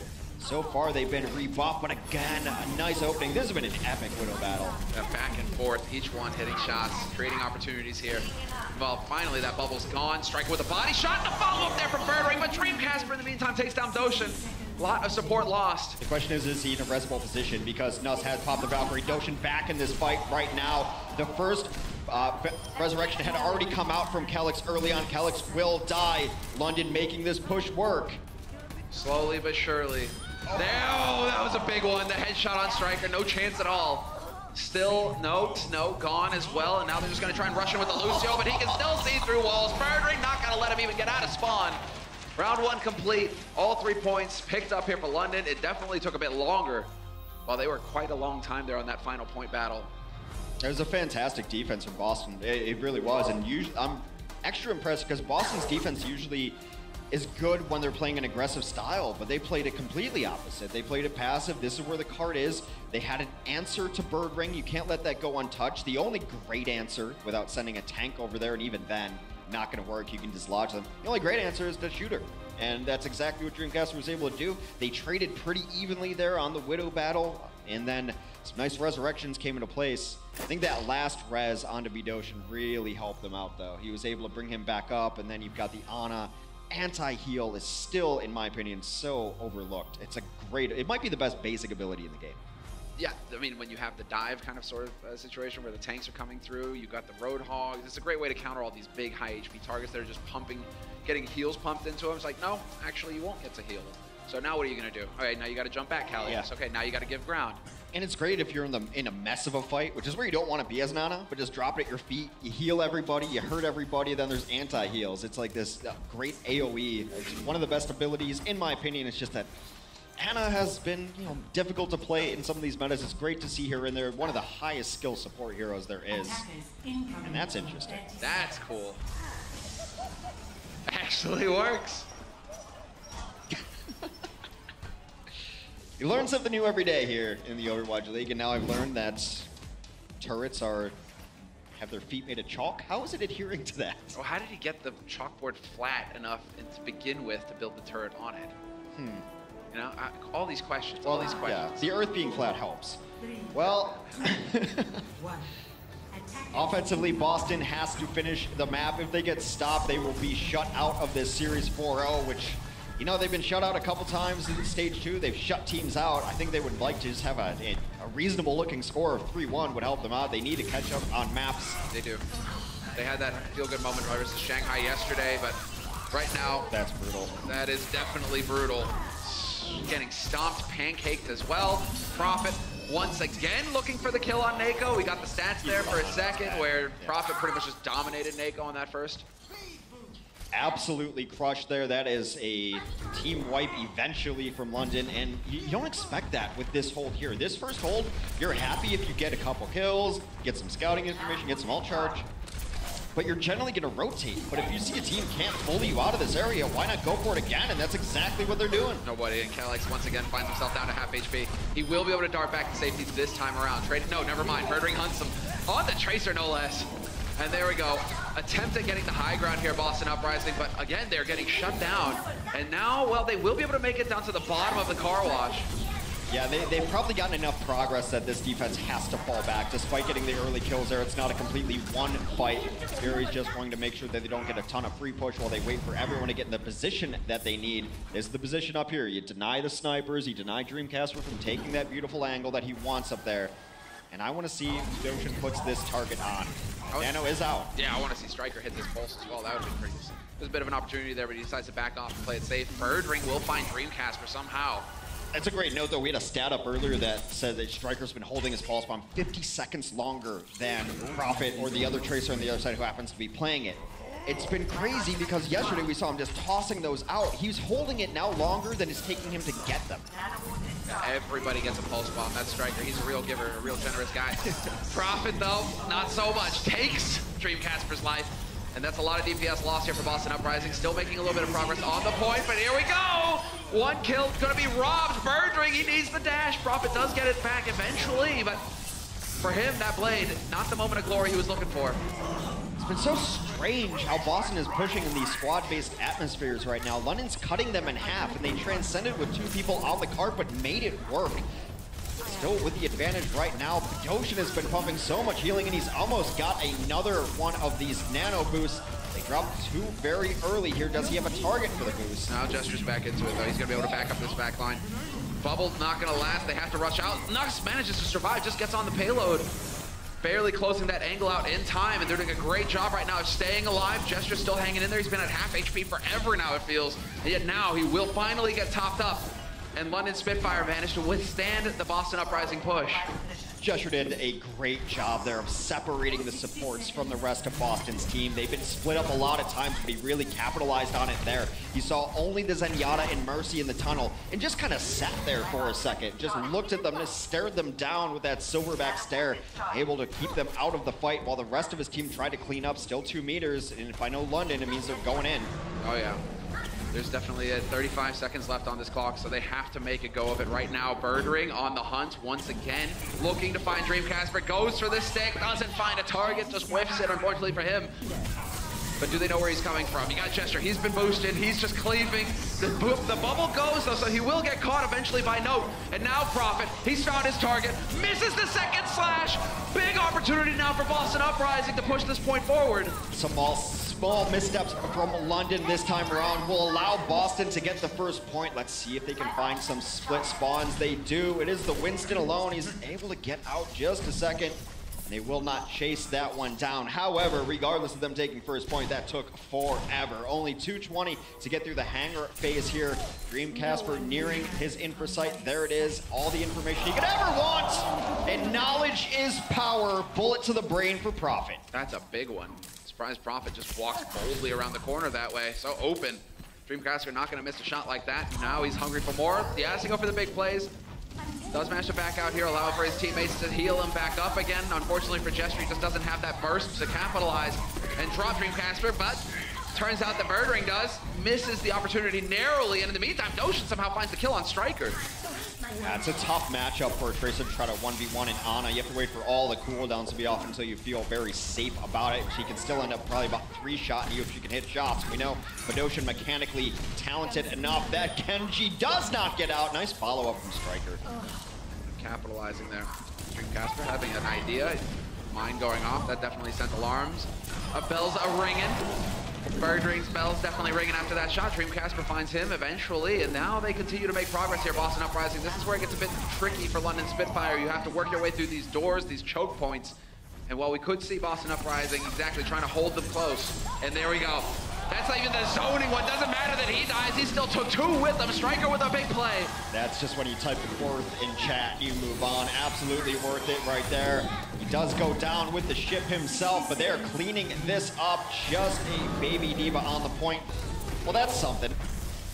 They really have to get this point, so I guess the Primal Rage isn't useful enough there. Kalios hasn't died. 15-player kill streak. That always hurts to see on your death cam there. Now Boston, a little over 2 minutes to finish the map and keep their chances alive to at least secure a map victory against London. Again, challenging the high ground. No real surprise there between Gesture and Fury. They don't want to let Dreamcasper get into this angle for free, and yeah, sure enough, this is the perfect spot for Dreamcasper. He will have to give ground eventually. Gesture does want to challenge him there, at least while the cart is still out in the open like this, but now Dreamcasper straight back up again. Once again, looking for the angle. Do we have an answer on the other team? We do. Birdring has swapped over to the Widow. A lot of free progress given here. Boston with 2 support ultimates as well that can pop whenever they like. Dreamcasper playing this a little more passively, not on that high deck there. Okay, but he spotted which side Birdring is on at least, so he knows he knows that angle. It's a matter of whether Birdringer is going to find the opportunity to get the drop on him, because right now Dreamcasper is just a shooting field day for him. He's having a great time. Gesture has to stay in that bubble. There's the trance coming through. Had to be used. They have to keep Gesture alive. He's been one of the best parts of this team, the cornerstone of their playstyle. Birdring does have his sights ready to go. He's going to pop them right now. There's a couple of nice kills for London. I think they finally stabilized. They will push them back, especially with Kellex falling. There's no healing for Boston. They have to regroup. And that's a big kill there from Birdring. Kalios will find Prophet, but he is just getting cut off. Primal going to be used. Is that to just try and completely shut out Fury? Fury's just going to be able to boost right back over, however, and he's going to get topped up by his healers. Another interesting Primal there from Kalios. It's the rhyme and reason is not abundantly clear to me just yet, but I guess they don't want to get camped there. Also, it creates space. There's an artificial choke at the bottom of this hill there that if the defense wants to get aggressive, they can hold you down there. And by the time you crack that, they'll respawn back where the cart is right now. You don't want to get stuck in that artificial choke down there. Prophet deciding to get some ground. Birdring will find one, but Dreamcasper immediately trades it back. 1-for-1 trade. The sniper is going to work. Kellex gets the res up on Nako, but then gets hunted down by Gesture. And Gesture, he's going for more. There is no way, Dreamcasper. Your grappling hook doesn't come off cooldown fast enough. How? Gets a pack for good measure. How? Someone's got to touch. Oh, another huge kill from Birdring means that the best person to touch and delay the cart is now dead. Transcend on the cart, though. No Saviobi moment possible here now. Striker, he's got to res up. He's got to get in here quick. They need to just take the fight straight onto the point. Note goes diving in along with Kalios. Kalios gets caught. And now it's on Note here, trying to hang in there, trying to stay alive as long as possible. But the fight is being taken to Boston. Striker not going to be able to get there fast enough, surely. And it will be London Spitfire holding the line and winning the series 4-0. In a reversal of history, London beats Boston this time around. The Boston Uprising back to the drawing board. At least they're consistent. They 4-0, they get 4-0. They need to find a way to beat teams that are just a little better than them. They're middle of the pack right now. They beat the teams at the bottom of the league, but they're trying to find a way to beat the teams that are just a bit better. Look, they were close in a lot of these instances. That 4-0 not indicative of the actual gameplay we saw. A lot of good things going. But London is just that team that's super strong. You can rely on anyone on this team, and I continue to be astoundedly impressed by how Gesture plays. Yeah, Gesture is really the linchpin. Profit, Bird Ring, obviously all eyes on DPS most of the time because they come up with the flashy plays. Those Winston players, though, those main tanks, not quite always getting the love because it's harder to tell when they're creating the space, when it's actually working for them. It's a lot easier to kill the opponent's team when Gesture is all over their supports. The supports are busy keeping each other alive sometimes. Gesture cuts them off from the other team so often that they can't do anything. He lets his team have 5v4s so often where he's occupying both of the supports, and then the rest of his team can clean up.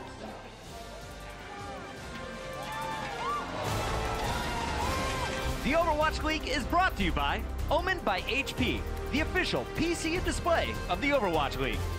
Intel, the official computer processor of the Overwatch League. And by T-Mobile, America's best unlimited network.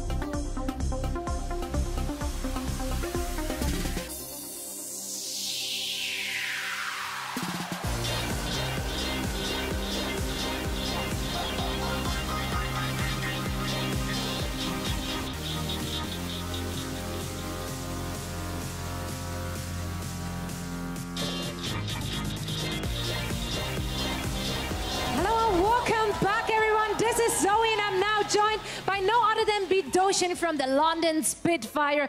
They just had an amazing performance on this stage, 4-0 over the Boston Uprising. So let's talk a little bit about this match, because last time you guys faced off in week 3 in stage 1, the Uprising actually had the upper hand. They pulled the upset and won against the London Spitfire. Was this a little bit of a grudge match for you guys? 비도시 선수 일단 오늘 경기 승리를 굉장히 축하드립니다. 보스턴 상대로 4대0의 승리를 가져가게 되셨는데 첫 번째 보스턴과의 경기를 되돌아보자면 보스턴이 3대2로 좀 업셋 쪽으로 승리를 가져가지 않았습니까? 오늘 경기에 들어오면서 이 경기는 꼭 이겨야겠다 이런 느낌이 좀 혹시 있으시나요? 일단 보스턴전을 스테이지 1에서 졌었는데 스테이지 2에서는 일단 무조건 이길 거라는 생각을 들었고 그래서 준비를 많이 해서 4대0으로 이긴 것 같습니다. It is true that we definitely did lose to Boston in the first match that we went against them. So coming into today's match, we really tried our best to prepare against Boston and not anything slide by. And I think our effort has shown on stage, and that's why we were able to take the 4-0 victory. It absolutely did show on this stage. Now looking ahead tomorrow, you will be facing off against the Gladiators, and with the Gladiators against your former teammate Fisher. Are you at all worried? Are you ready for him? 이제 내일 피셔 선수가 있는 글래디에이터 상대로 경기를 뛰게 되는데 좀 걱정되는 부분이 있거나 아니면 혹시 자신감이 넘치거나 그러신가요? 일단 저희 팀에 있었던 피셔가 나가서 잘 하고 있지만 글래디에서 저랑 저희 팀이랑 붙었을 때도 변함없이 저희가 이길 것이기 때문에 큰 부담은 없습니다. It is true that Fissure has been performing really well on Gladiators, but I don't think anything changes. We're a great team, and we're probably going to take the win tomorrow. All right, there we got it. The confidence, I love it. Thank you so much, Bidoshin. Once more, congratulations to the London Spitfire. We're now going to head over to Golden Boy and the Brits to break down the action of what we just saw on this stage. Thank you so much, Zoe. That actually is a name for a fantastic sitcom. She said that with Venom as well. Yeah, the Brits. The Brits. Well, speaking of, we have Brennan's sideshow here. All right. Well, I mean, a lot of confidence from Bidoshin, as he should be, because, I mean, not only have London Spitfire played phenomenally throughout the course of Season 1, but Stage 2 has looked no different for this team after their Stage 1 playoff victory. They've, despite losing pieces, haven't dropped a beat. Yes, because we've then got NYXL against Philadelphia later on, which was another upset that happened yesterday. I think today is the day of Goliath's revenge. First of all, the first time around in Stage 1, David, you know, he had his sling, he took down the big guys. But if you played that out a couple of times, I think the Giants probability, ended up winning it out. you know, exactly. So today, London came out and they just showed that they were the better team overall. I think if they have the time to plan against a lot of other teams, they're going to be able to come out on top most of the time. And they played their A team, they played their A game, and they destroyed Boston today, really. Yeah, certainly a well-deserved victory from the London Spitfire, and 4-0. I mean, you can't be mad about that if you are a London fan. So let's just go ahead and talk about the game here. Hollywood, one player we got to see take the stage. Mistakes. Super happy to see this on the side of the Boston Uprising, and he put on a little bit of a highlight reel on the 76 and on the Genji. Yeah, he did across the board. To be honest, it was not the role actually that I was assuming that he'd be playing. To be honest, because the only time they've really brought out mistakes is when they want to run this unique sort of specialist Sombra strategy. So it took me off guard. I imagine it probably took London off guard a little bit as well. But he had some reasonable performances on the Genji all across the board. I mean, he had some big plays, as you can see here. I mean, this was the 4K that he managed to pick up a little bit earlier in the game. And overall, I wasn't too disappointed with his performance. I mean, we both know the dude from 1-2-3, the team that he used to play in the European side of Overwatch, and he was a fantastic player way back then, but on the hit scan mainly. He pretty much only played Tracer, actually, was the point where he got picked up, but because he has such a great attitude towards the game, very hardworking, very disciplined, I always thought that Boston would be kind of keeping him back, getting him to learn other heroes, and the fact that he's coming out on Sombra and looking towards the next patch, that's really powerful, and he's also got this Genji, which we've never seen from him before, and looked really good, and the Soldier 76 is kind of, the skills are more transferable. He looks like a really good replacement for Dreamcasper whenever they want to run a more niche strategy. And we didn't see the Sombra this time, but I think that was just because so much Mercy was in play. Yeah, I think it's very clear, though, moving forward, I wouldn't be shocked if we see more mistakes. You had mentioned before, the next patch around the corner, and furthermore, just his overall talent as a player. Now, London, though, did ultimately take that game, and as they, just kind of rolled through this one, this is just this man right here. I mean, Gesture just leading the charge, with his Tesla cannon, just zapping and zipping away, and just so impressive. Profit dropping those fat pulse bombs. Across the board, like the entirety of this London squad, we said as well during the halftime, like this is a squad where there are no weaknesses realistically. Every single player on this team performs at such a high level, and that was especially evident in this match here. I mean, it was really just a dismantling of them. Still a close game though, you know. Boston still managed to bring it to the double overtime in the end, but still London again managing to edge it out because they suffer from really no issues whatsoever in terms of their composition. There's no one player that you can focus and exploit massively and sort of break open. I think when it came down to that time bank round and both teams had a couple of minutes in the bank, that's when London really started to separate, because they once they've already had one run through a map, they can now start to adapt, and with their defense, they ran the Junkrat a bit more. Yes, Birdring overextended and died on his defense, but they were able to come back in and just completely wipe them out, despite the fact that Kellex had the Valkyrie. So it's these re-engages and the adaptations that really separate the wheat from the chaff in the end. Yeah, this team is just so impressive, man. The London Spitfire, again, Stage 1 champions, right? I mean, these guys have earned it, they have grinded it, and now here they are sitting, you know, darn near at the top of the mountain at this point in time. But then moving forward to Gibraltar, again, the game was over at this point as far as the who was the winner of the series. London had already claimed that one. Boston, though, looking at the very least not to get swept, not to get hit with that broomstick. But London Spitfire, they called the janitor. They had to clean aisle 3. Yeah, I mean, that's a good way to put it. Across the board, again, it was close because London, they really had some difficulty taking this last point, as you can see. Eventually managed to just crack through the defense of Boston, mainly off the back of Birdring's Widowmaker here. The guy was just not really missing a single shot this game. And this was a match, again, you sort of saw a lot of good things out of Boston. Once again, you saw Dreamcasper having the mechanical skill, Striker making these ridiculous post-bomb plays. Yeah. But Neko played very well as well. Neko did play incredibly well across the board. He actually did have a fantastic game. But there's something missing, I think, just in terms of the coordination here from Boston compared to what we saw in Stage 1. They were really an execution-based team. They didn't need the big plays because they had, like, the game plan coming into it was so crystal clear. Every point they knew what the enemy team would be running and how to take it out. That's something I think is still missing from Boston Uprising in Stage 2. Maybe Gamsu will bring it back with him from Korea. Yeah, potentially. That's a good one. That was a good one. Yeah, I mean, without a doubt, this Boston Uprising team need to figure something out here. But, I mean, this squad, they were going toe-to-toe with them. You know, 4-0, sure, I may have made the joke about the broomsticks and whatnot, but still, it was an incredibly close match. I mean, when we look at it, it was 3-2 Hanamura, 2-1 on Nepal, 4-3 Hollywood.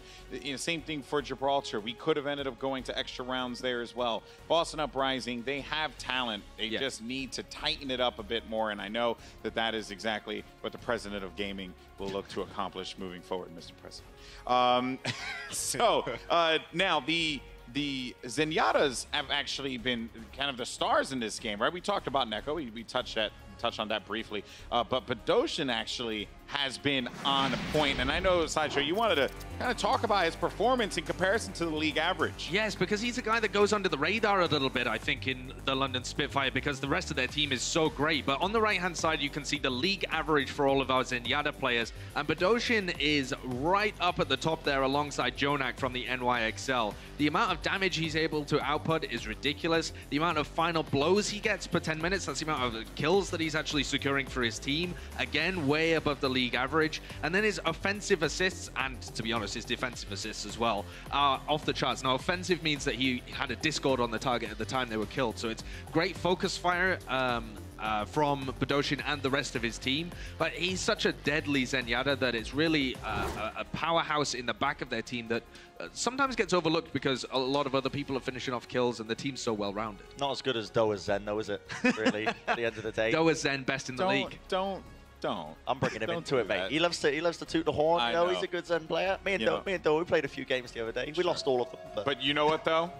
He's not our Omen by HP player of the match. That's right. Oh, look at that one. Oh. It is going to be Gesture, as a matter of fact. The Winston plays from this young man. Very impressive stuff. Cleared the way for his teammates to be able to execute, but also when he wanted to get down and dirty and slay, he was making it happen. Oh yeah, he was. He didn't want anyone in his pub, did he? He was just basically taking control of the entire map, the entire game. His pub, it's his own. It was all his game, and again, this is London's sort of base. they don't really base their playstyle off of any one person because they're all so excellent at what they do. But Gesture just takes it to another level with his individuality. We talked about it again in the halftime. We're talking about Gesture, the way he sort of plays differently whenever he has a Primal Rage. He knows he can get away with a lot more mischief and madness on the map, so he goes for those ballsy plays and often comes out on top. Yeah, those Primal Rage kills as well. We were mentioning it earlier on in the game. When the Primal Rage is active for a lot of these top Winstons, you'll see them making those individual plays and trying to either force out big support ultimates or go for the support kills. Yeah. Gesture knows exactly how to play it. Yeah, very impressive stuff, and that's why Gesture is our Omen by HP player of the match. Huge congratulations to him, as well as the London Spitfire for a dominating victory over the Boston Uprising. But we have a matchup that I'm very excited for coming up next. It's the East Coast Throwdown, baby. It's NYXL going up against the Philadelphia Fusion, and it's going to be on the other side of this break. Don't go anywhere.